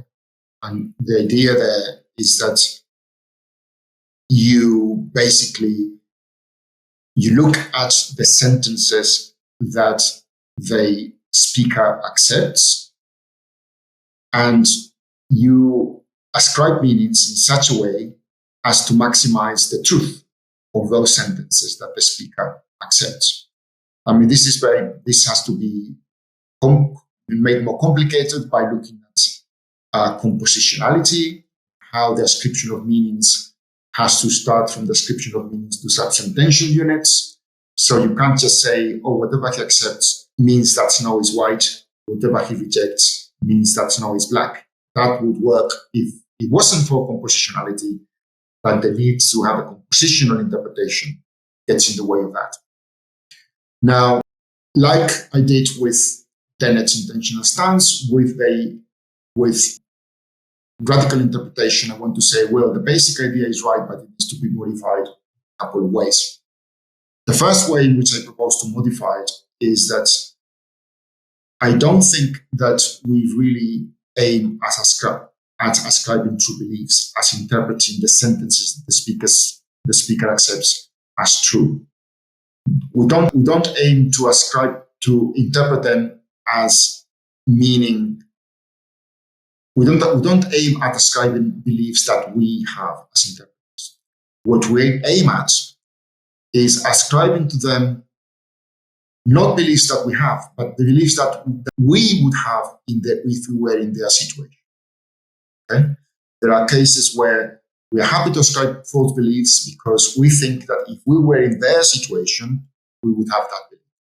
So that's the first way in which I propose to modify the proposal. That's along the lines of the notion of projection that Dennett has defended, that even Quine refers to in his work. Stephen Stitch has also talked about this. So that's the first modification that I propose, and that takes care of some of the problem cases for radical interpretation-based accounts of meaning. The second modification that I propose, which is the one that you were alluding to, is that we have a preference, our procedure has built into it preference for ascribing reference, which are either part of our conceptual repertoire or can easily be defined in terms of our conceptual repertoire. Okay? That's what I call familiarity. Now that's related to, by different from David Lewis's idea that we prefer interpretations that ascribe reference, that are natural, that are sort of part of the fabric of the universe. What I defend is a sort of subjective version of that, where our preference is not to ascribe reference that's part of the fabric of the universe, but reference that are part of our conceptual scheme. Okay? So the result describes a procedure for ascribing meanings, which the pragmatist will use for presenting the meaning grounds of ascription. Right. Yeah. So then, okay, on the familiarity thing, and then I'll go to projection in a second. On the familiarity, that's an assumption that I think we sort of make about what really is perhaps a contingent feature of the meaning and conceptual practices of people, but that didn't have to be the case. Like, it could be that, like, when someone employs a new term, they just do it they just tend to do it in ways more disconnected from their previous, meanings and so on, or that's more complicated. And so, like, in that case, well, I mean, if we had good reason to think that were the case in general about them, then maybe we would take a different interpretationist approach, right? Or what do you think? Is that what you'd say about that sort of possibility? Yeah, that sounds right. Suppose that you have two competing interpretations of a term, one which is more familiar than the other. Okay? And then you compare the degree to which each of the interpretations satisfies my version of charity based on projection. Okay? And now, if one of the interpretation wins on both counts, then clearly that's the winner. But suppose it goes the other way around. So the more familiar interpretation gives you belief ascriptions that are not the beliefs that we would have, or it does so to a lesser extent than the other one. So one interpretation wins on familiarity the other one wins on charity stroke projection. Then you need to make a decision, right? So you need to sort of decide what you value more. And there will be cases where you prefer to take a loss on familiarity for the sake of more charity or projection. You won't go like that in every case, but there will be cases where you end up preferring the less familiar interpretation in order to gain more sort of charity projection. Yeah, okay. It's a balancing act. And then regarding projection, like I can see ways in which that might go wrong too. So like, you know, we might want to consider, okay, well, if we were in the sort of epistemic situation of this person, like what would we believe or so on. But, you know, sometimes there might be significant or even minor differences between us and the person in question, such that in cases of similar epistemic circumstance, they just come to different conclusions based on the sort of dispositions and, I don't know, heuristics and so on that they might employ versus the ones that we might employ. And so, yeah, in that case, we'd be okay, then we had reason to suspect that was the case, and we put less weight maybe on this aspect of interpretation, or what do you think about cases where the projection is maybe a little bit less reliable like this? Yeah, one needs to be careful here. When we project, as you know, Quine already explained, there's a question as to how much of ourselves gets projected, how much of ourselves doesn't get projected. Right? If I were in their situation, well, it's got to be me still, right? Who's putting himself in their situation, because if there wasn't a bit of me in the projection, I would just be talking about what they believe, right? Whereas I want to be talking about, I want part of me to be into the projection. So that's one factor here. Another thing that I think we need to think about is, look, if whether or not they have the same beliefs as we would have in their situation depends on what beliefs are ascribed to them. Right? It's not as if there's a sort of pre-existing facts on this position as to what they believe. And then by projecting, we might get that fact wrong. All ascription of belief will be the result of this process. So if we interpret in this way, we will end up ascribing those beliefs that we would have in their situation, you know, with a footnote about how much of us ourselves is projected, and those will be the beliefs that they have, right? Those will be the right beliefs. You mentioned correctly that this is a contingent feature of how we interpret, but it is sort of constitutive of what we call interpreting, in that someone who employs some syntactically similar language to ascribe what looks like meanings in some other ways, if their procedure doesn't have this contingent feature, then we conclude that they're doing something else. They're not ascribing meanings, they're not interpreting. So that's how the pragmatist needs to present matters, right? The right, you know, all there is that's right or wrong about a given interpretation has to be cashed out in terms of the extent to which it satisfies these procedures. There's no scope for saying, well, you know, this is the procedure that satisfies. This is the interpretation that satisfies these procedures to the maximum possible extent. But there's this other interpretation that is actually the correct one. I'm saying that and I'm hesitating because obviously I don't want to say that there's a situation where whatever interpretation you come up with is guaranteed to be right. I don't believe in this idea of perfect epistemic conditions or the interpretations we will come to at the end of inquiry. I think that all interpretations are done, in place at a time, and that, they cannot always be improved on in another place at a different time.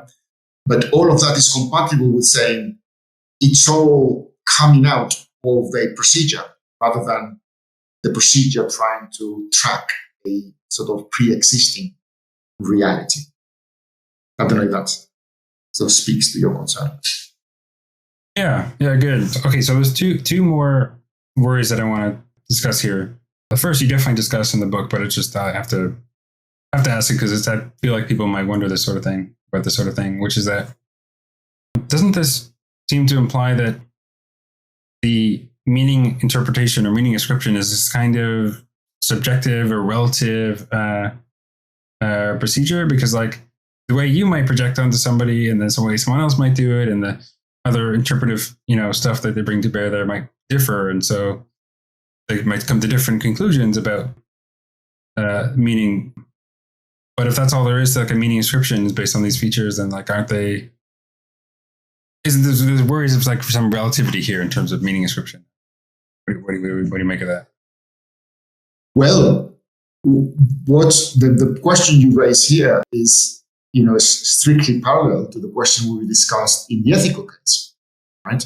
So something seems right to you, it seems wrong to me. I could try to convince you, you could try to convince me. We might both fail, so we will continue to disagree. And I maintain that in light of all that, you can still say that one of us is right and the other one is wrong. I'm saying in the case of interpretation, the same situation applies.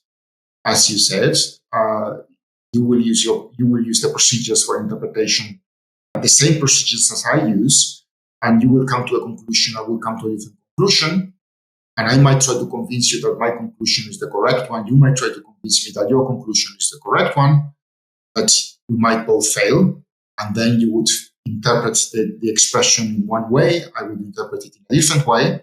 But once again, I want to say all that is compatible with saying that one of us is right and the other one is wrong, and that there are no sufficiently good reasons for saying that that's not the right thing to say about the situation. Yeah, that's fair enough. You discussed that a bit in that section. Here's the other thing that someone might think in response to this. They might think, like, wait a minute, here you're talking about meaning ascription and you're giving these procedures and so on.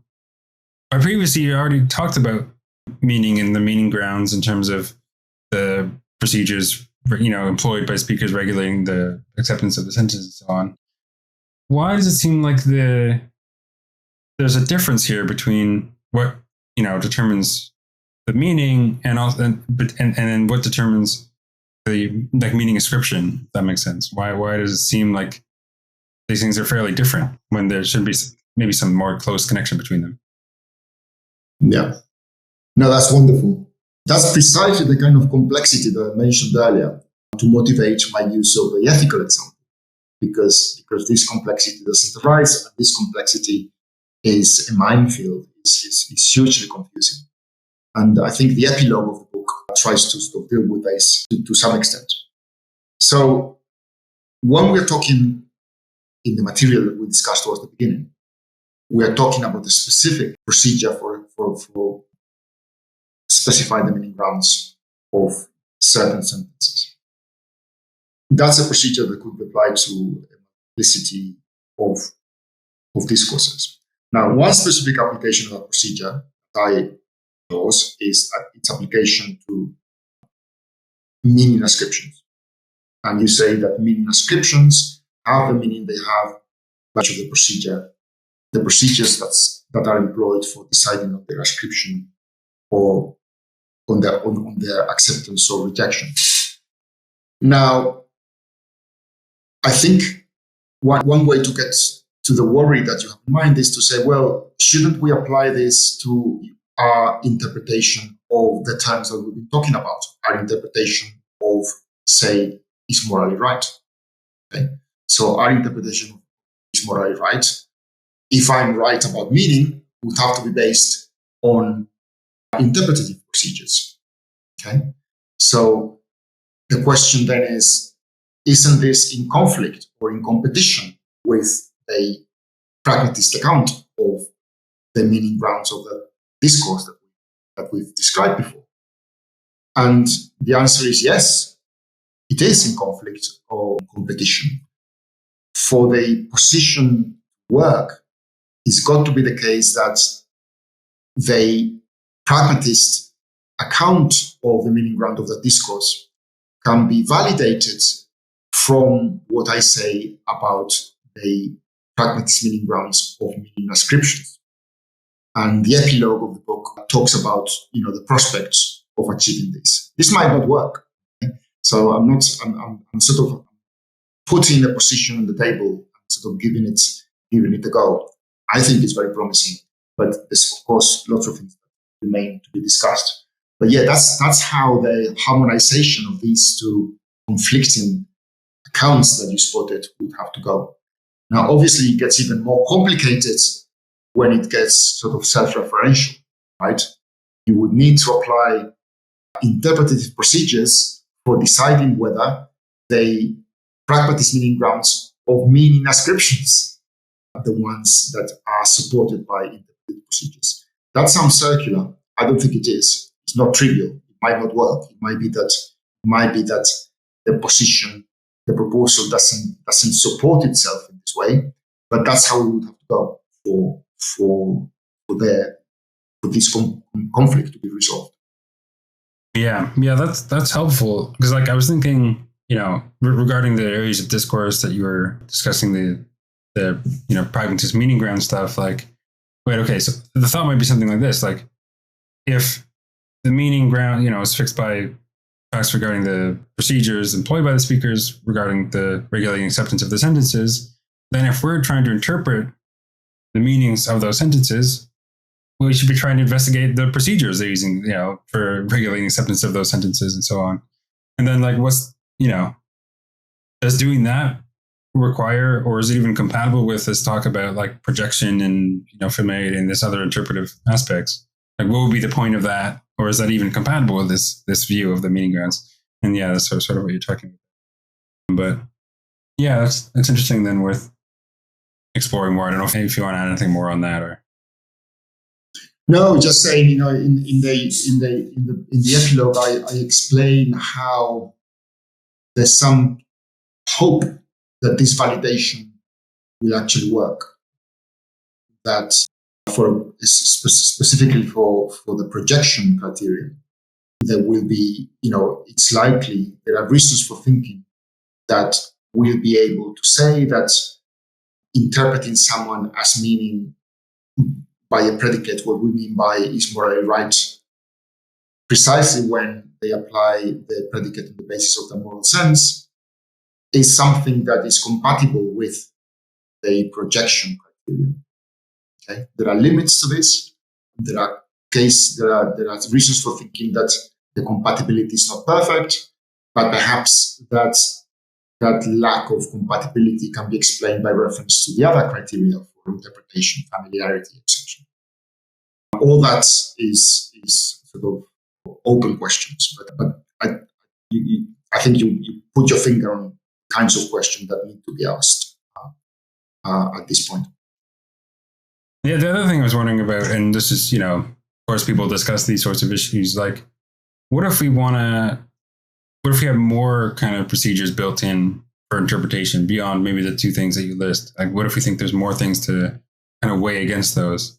I don't know. Have you given a lot of thought to that possibility? And, how would you come to the conclusion that, that really should be balancing these things and that's kind of it? Or do you think there's some decent prospect for more being kind of helpful there?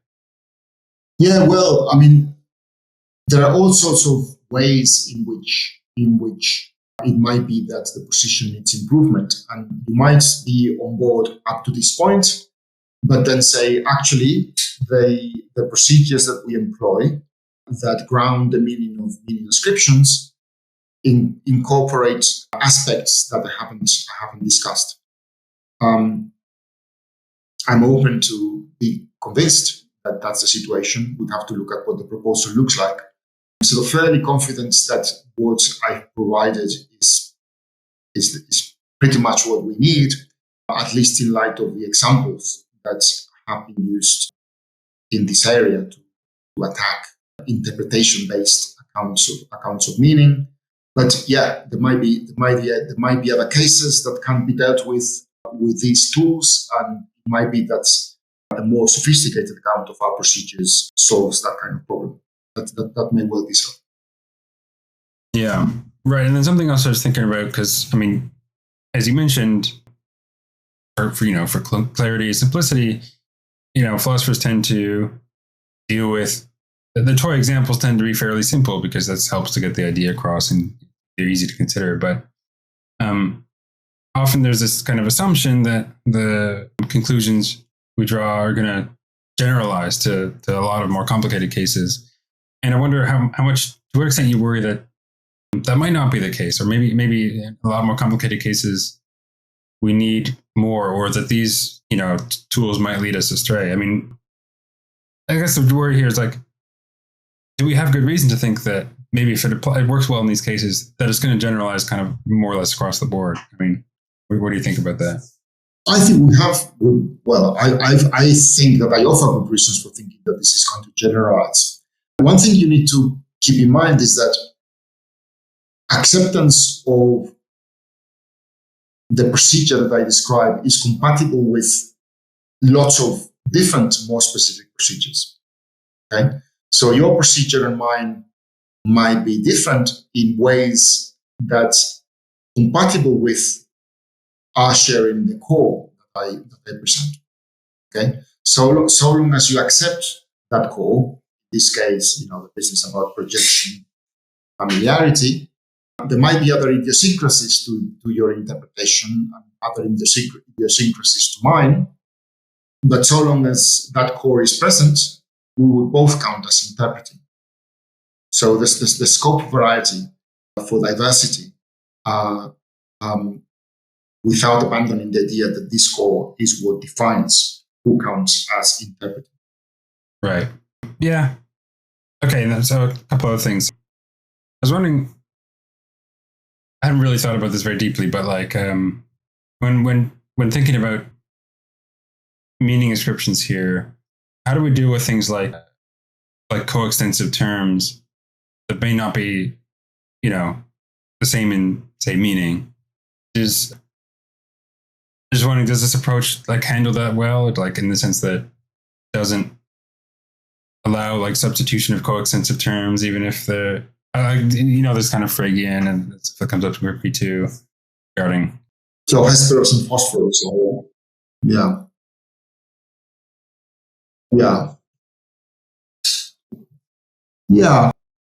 I don't have the line of reasoning sort of present to my mind now, but I have my sort of instinct that's not going to be a problem. Right?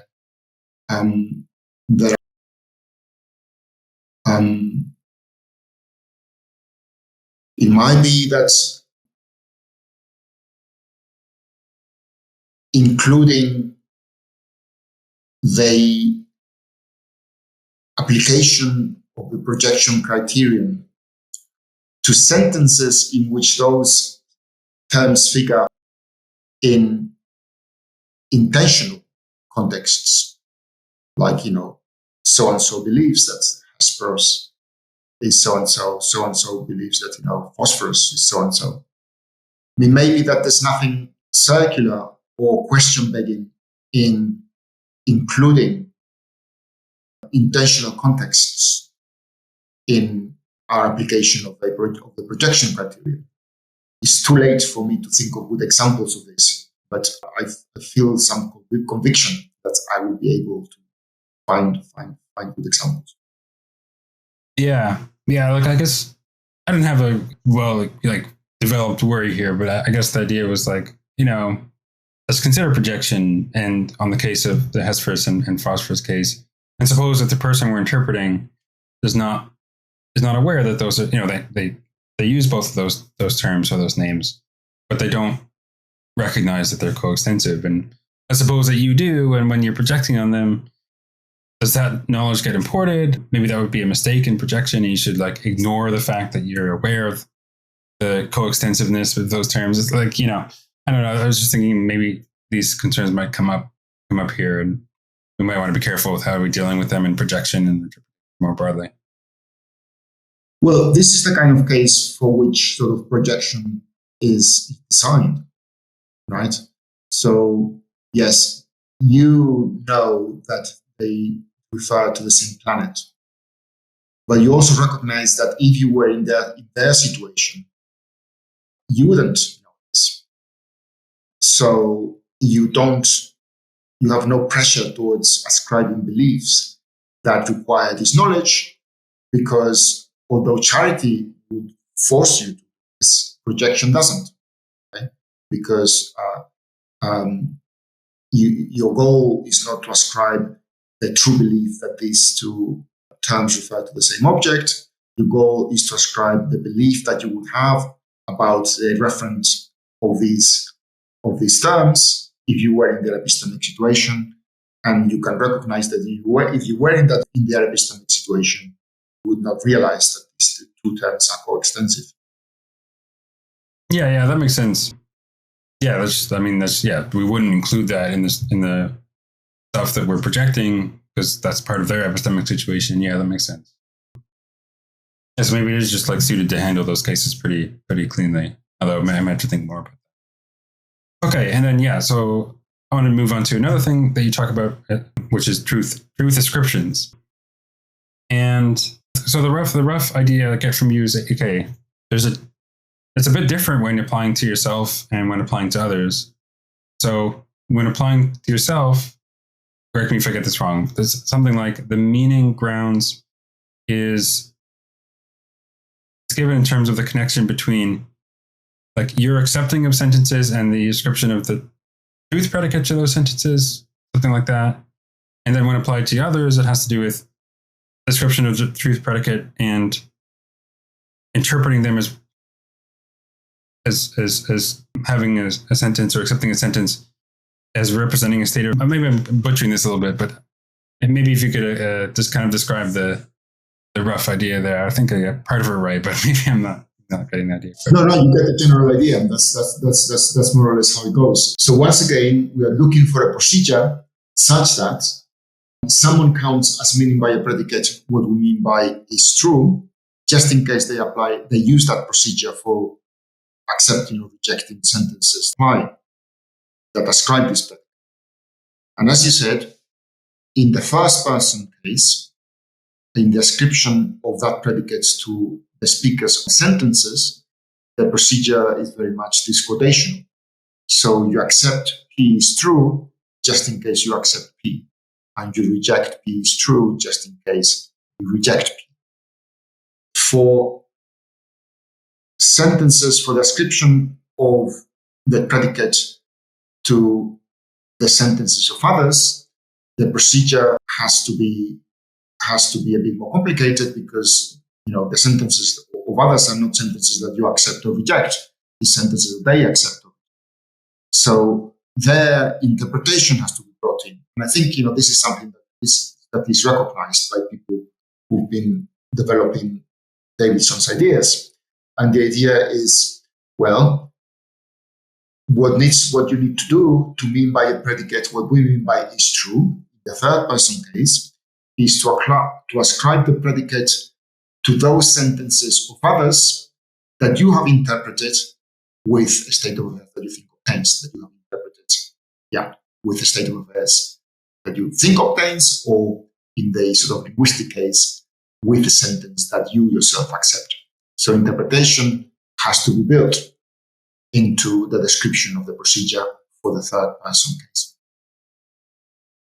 Right. Yeah, good. So then you're sort of explaining why the cases are a bit different, relevantly different here when we're talking about self-ascription or ascription of your own sentences as true versus others, because they're kind of, in other words, there's this kind of extra layer of interpretation that you have to go through in the case of others. That's the kind of basic idea there.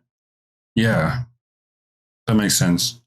Of course, and I guess you talk about this, you might imply that third person interpretations to you, but that's just kind of like, kind of treating your own sentences as if they were someone else's, but kind of ignoring. That'd be a bit strange, but I guess you could do that in principle. Yeah, I think that alternative procedure of self-interpretation would collapse into the normal one, because you would interpret your sentences with themselves, right? You would have to say, by snow is white, I mean that snow is white. So you would end up with the same result, I think. Right. Yeah. You can never sort of really distance yourself from the way you're understanding the sentence, because anyway. I wonder, I mean, maybe similar things are going on here, but like, how would this connect to broader, like, theories of truth, rather than just like, yeah, maybe you can just comment on that. Good. Yeah, I think, I started off thinking that what I was proposing about truth was different from what the deflationist was proposing.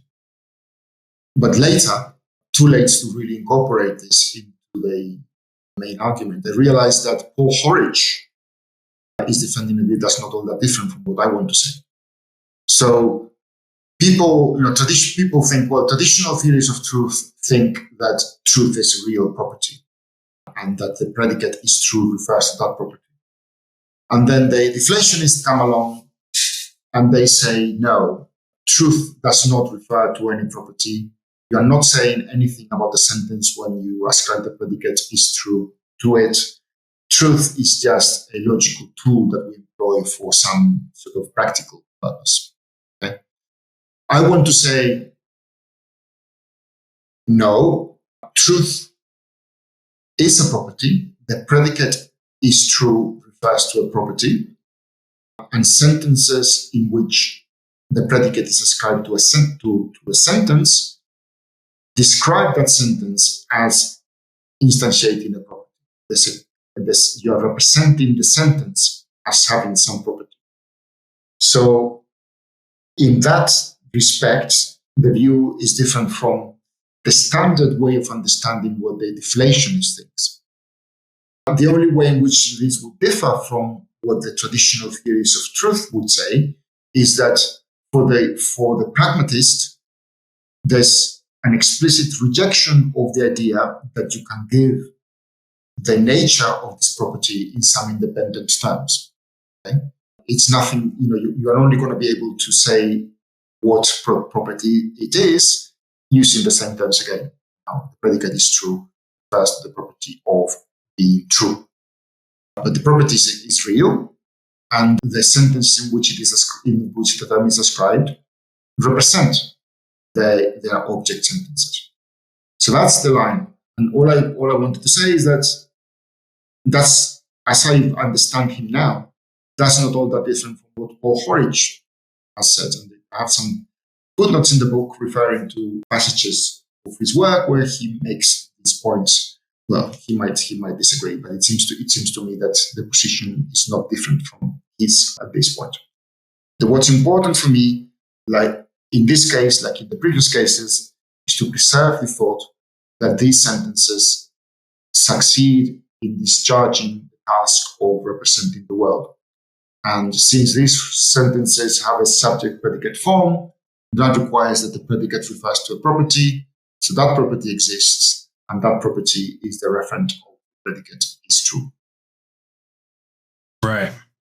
I did want to ask, because like you mentioned properties there, and it's a recurring issue that comes up in the book. And I was like, I wonder what does our view on properties, in particular, like, metaphysics and so on, is that kind of relevant here to your theorizing, or is it just kind of like mostly, are those considerations mostly kind of secondary or irrelevant?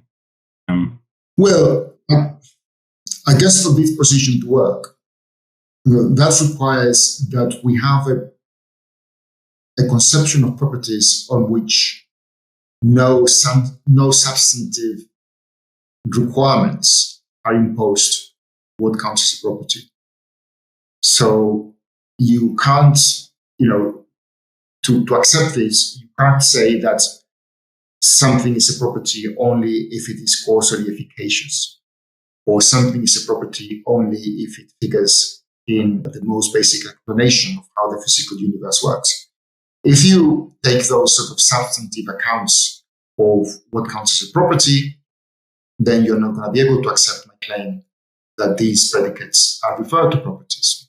Okay? So you need to be on the side of those who say, no, some properties are causally efficacious, some properties are not causally efficacious, but they're all properties, and there's a sort of metaphysical level at which they are on a par. I think this is a bit, one author whose views on this I find very congenial is Amy Thomason. And Thomason's idea of what she calls easy metaphysics, the idea that, these substantive constraints on the acceptance of entities into our ontology should be rejected, is very much in the spirit of what I would say on this point. Yeah. I don't really necessarily want to get into questions about like ontology and ontological commitment, but like, I'm somewhat sympathetic to the view that like, I'm not really, strictly speaking, including properties in my ontology, although like in the sense that I don't think they're constituents of objects in the same way that we might say that, like atoms and so on are constituents of objects. But I still think there's something true to the sense that, like, if various predicates apply to things in the world, and if that's all that's required for them to have a certain property, the property of being read, say, if the predicate read applies to them, then maybe that's fine. But I guess, like or maybe other people might not want to say, and that also involves that having this particular property of redness or something, which is maybe something in addition to the fact, or that grounds the fact that the predicate applies to it. But maybe you see what I'm coming from here. But like, I suppose that so long as I'm not putting constraints on what can count as a property or as a applicable predicate or whatever, then your view might be fine, regardless whether we take a view that these properties are some more deflationary nominalistic account, or they're like constituents of objects, or maybe there's like some Platonic sense in which there's properties instantiated. That's all kind of compatible with your views. Maybe that's the sense I'm getting.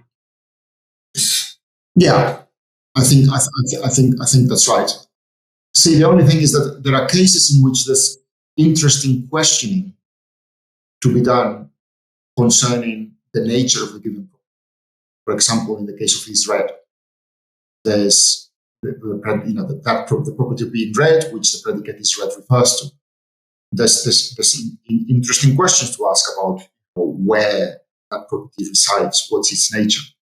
There are other cases, I claim, where there are no interesting questions to ask of that. Okay? We just accept that it's a property, and that nothing of substance can be said about its nature, that other than that it's a property that whose presence in an object determines whether an ascription of the predicate that refers to it is correct or incorrect.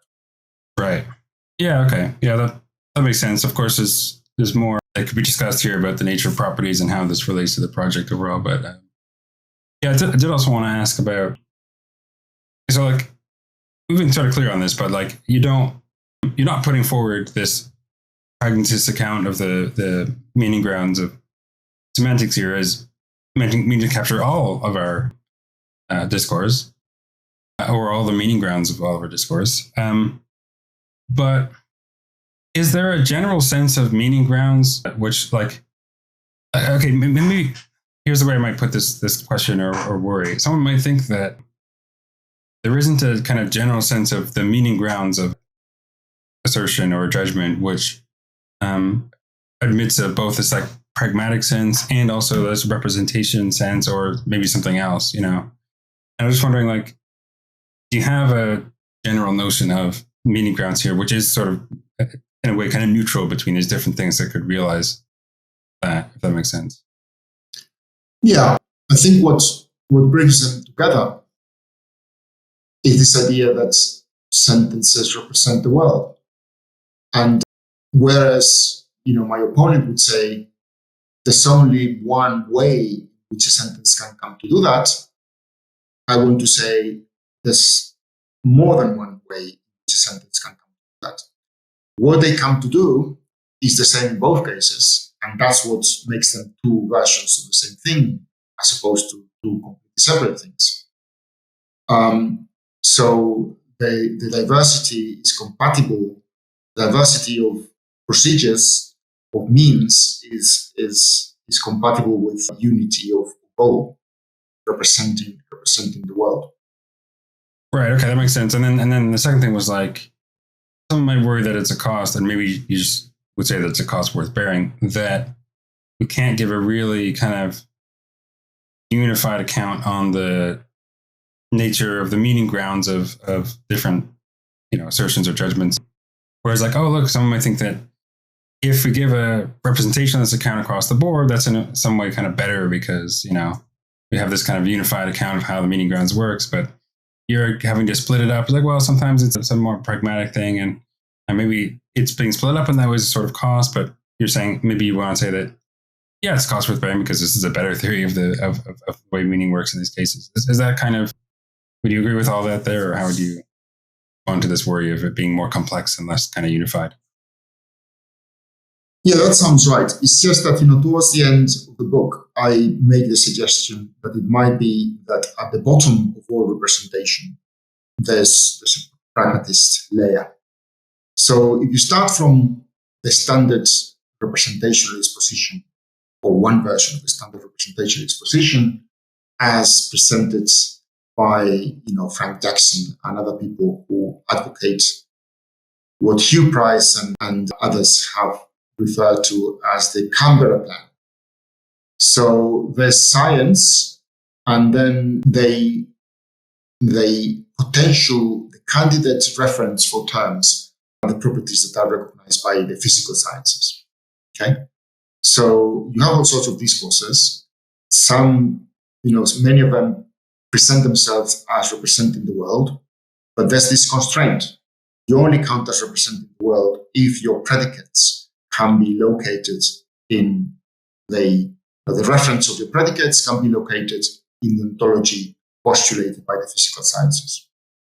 And everything else fails to represent. Okay? So you look at the discourses one by one. If you find the sort of natural scientific reference, that represents. If you don't, they don't. Now, all we've discussed so far in terms of how my position would differ from that would be to say, well, in addition to the discourses that represent because the reference of their terms can be found in the ontology of the sciences, there are these other discourses which also represent, even though their ontology, even though the reference of their predicates cannot be found in the ontology of the sciences. That's the sort of modification of the position that I've proposed so far. What I propose towards the end of the book is to look at the core where the reference of the terms are found in the ontology of the sciences. The issue to look at there is, well, how about the language with which we locate, with which we characterize these reference? That is the language of the physical sciences. We need to ask, well, what are the meaning grounds of the sentences of the physical sciences? Now, if it turned out that the meaning grounds of those sentences were themselves pragmatist, then we would have the situation where everything bottoms out in the pragmatist, right? So on the one hand, we would have the discourses that I focus on, which have pragmatist meaning grounds at the first level. On the other hand, we would have discourses that have representationalist meaning grounds, but where the reference are identified with the language whose meaning grounds in turn pragmatist. So that's the picture that I sort of try to articulate towards the end, which would provide a sort of reunification of language meaning across the board, not along the lines of the representationalist view, but along the lines of the sort of pragmatist approach. Yeah, good. I'm going to wrap up in a few minutes, but I just want to kind kind of to tie some things together here, as you said, like sort of from the beginning, one of the main targets of this book was to show or to argue against this representationalist assumption that you can't have a discourse which functions representationally without a representationalist meaning ground, right? And you say, look, you can get that out of, in some cases where you have more pragmatic meaning grounds. Now, and this is something you get to talk about a bit more in the later section. I think this is chapter 8 or something on this worry regarding harmony, right? Because someone might think that, well, wait a minute, how could it be function representation without something like representationalist meaning grounds, or without at least, the meaning grounds fixing like the way the world has to be in order to satisfy it, or something like that, like something that sounds kind of representational. So yeah, I don't know, maybe you want to speak to this as like harmony, intuition, and how you end up kind of trying to diffuse it. Good, yeah. Yeah, so even if you accept that bits of the world, like properties, don't need to play a role in specifying the meaning grounds of predicates, you would still want to say that in order for a predicate to represent the world, there's got to be a property that you represent as instantiated by an object when you ascribe the predicate to it. So we're now at a stage where we've accepted that property won't play an explanatory role for the meaning of predicate, but we say, well, even if it doesn't play an explanatory role, it will have to exist, because that seems to be a platitude about, predicate that represents the world. There's got to be something in the world whose presence or absence the applicability of the predicate depends. So that means that the pragmatist is committed to the existence of these properties. And the question is, what can the pragmatist tell us about their nature, their identity? Are they a complete mystery, or can we say something illuminating about what they are? No, the pragmatist is explicit in saying that you're not going to have a traditional explicit definition of these properties. You're not going to be able to say, something satisfies this property if and only if ... in some other language. Okay, that's not going to be possible. What I propose, and this proposal picks up an idea that's very Quine, Carnap, and sort of toyed with, was to invoke something like an implicit definition or definition by abstraction of these entities. Okay, so in the definition by abstraction, you're defining a function, and the sort of objects that figure as values of this function with something like what's known as an abstraction principle. So in Frege's example, if you say two lines have the same direction if and only if they are parallel to each other. And the thought is that you know what being parallel means, and that principle that I just gave will tell you everything that you need to know about what directions are. Directions are that which parallel lines share. Now, what I propose is to apply something like this template at the semantic level, to say that the referent of a given predicate is that which it shares with those predicates which are applied using the same procedure. Okay, so we've got something like a not universal but particular abstraction principle, and the proposal is that tells us everything that we need to know about the identity of the referent. What's the referent of is morally right? Well, the referent of is morally right is that referent which it shares with those predicates which are ascribed on the basis of the speaker's moral sense. And likewise for the other cases that interest me. The thought is that with that sort of version of an abstraction principle, you have given a sufficient identification of the items we are talking about. Now, for this to be plausible. A lot needs to be said about, a lot needs to be accepted about what a definition by abstraction can do for you and the circumstances under which a definition by abstraction can do this. All that has to be accepted for the proposal to have any plausibility.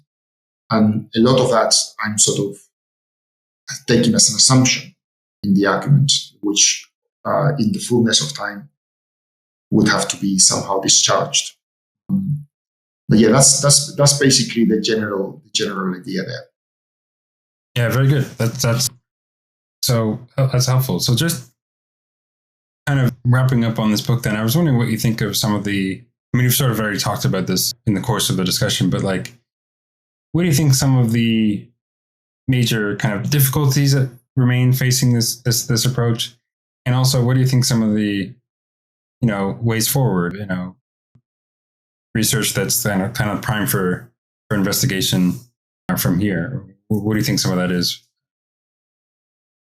Well, a lot of it we've already covered. The business we've just mentioned about definition by abstraction and the circumstances under which they do their work, that's something that needs to be explored. A lot of that work has been done in the literature in the philosophy of mathematics concerning the sort of neo-Fregean proposal, but the results there have been inconclusive. So I guess to provide a full, accurate, full, comprehensive defense of this position, one would have to go into that debate and make sure that things fall on the side that would be to my advantage. Another point that we've already mentioned that is also important and to some extent left undone is to explain how these pragmatist meaning grounds can be validated in terms of interpretation procedures. How the pragmatist meaning grounds of, say, is morally right are in line with what my own theory of interpretation says about when we count someone as meaning by is morally right, what we mean by it in terms of projection, familiarity, etc. Sort of making sure that there's no divergence there, which would be important and not at all easy. There's also scope for exploring what other discourses can be treated like this. We've mentioned a couple. We've mentioned epistemology, ethics, mathematics. There's other discourses that people have discussed in this area, other discourses where people have felt the pressure to abandon the idea that they represent the world. So discourse about probability, discourse about modality. Those, it might be that they can be brought under the same umbrella, and that would be good. And perhaps one other topic that needs sort of more work is, I suspect that the traditional representationalist will want to react to this by saying, yeah, whatever you say is fine, but that's not what I call representation. That's just some sort of, lower grade, purely pleonastic notion of representation, which is not like what I call representation. Now, I say a few things in the book about how one would want to react to this accusation, but I'm not sure that they would be sufficient. It seems to me that a lot more work might need to be done to defend the idea that what I'm calling pragmatist-based representation is as much a version of representation as representationalist-based forms of representation. All right. I do like to end these interviews with a more general kind of metaphilosophical question. I was wondering what your take is on the value of philosophy. Why do you enjoy doing philosophy? Why do you think it's worth doing? That sort of thing. What do you think about that? Yeah, these are the questions in which I wish I had something good to say, and I'm not sure I do. Why do I enjoy doing? Well, see, the first thing is one enjoys doing philosophy in the same sense in which one enjoys running marathons. When you're running the marathon, you're not having fun. You're suffering. And philosophy is a bit like that. I don't sit there thinking, oh, I'm having such a great time. Quite the opposite. Suffering, struggling with ideas. Now, the questions, I'm not sure it makes much sense to sort of have a definition of what counts as a philosophical question and what doesn't. But there are questions that are sort of standardly regarded as philosophical questions, which seem to me to be perfectly real, which seem to me to be questions that will have answers. Don't accept this idea that, it's my opinion, your opinion. I think that, they're just too difficult, that we will, the scope for actually, saying the right things about these things. And it seems to me that once we do, we will have an improved understanding of things, of reality, our cognitive relationship to it, our own place in the world. Now, the sort of practical payoff of this is very far in the distance.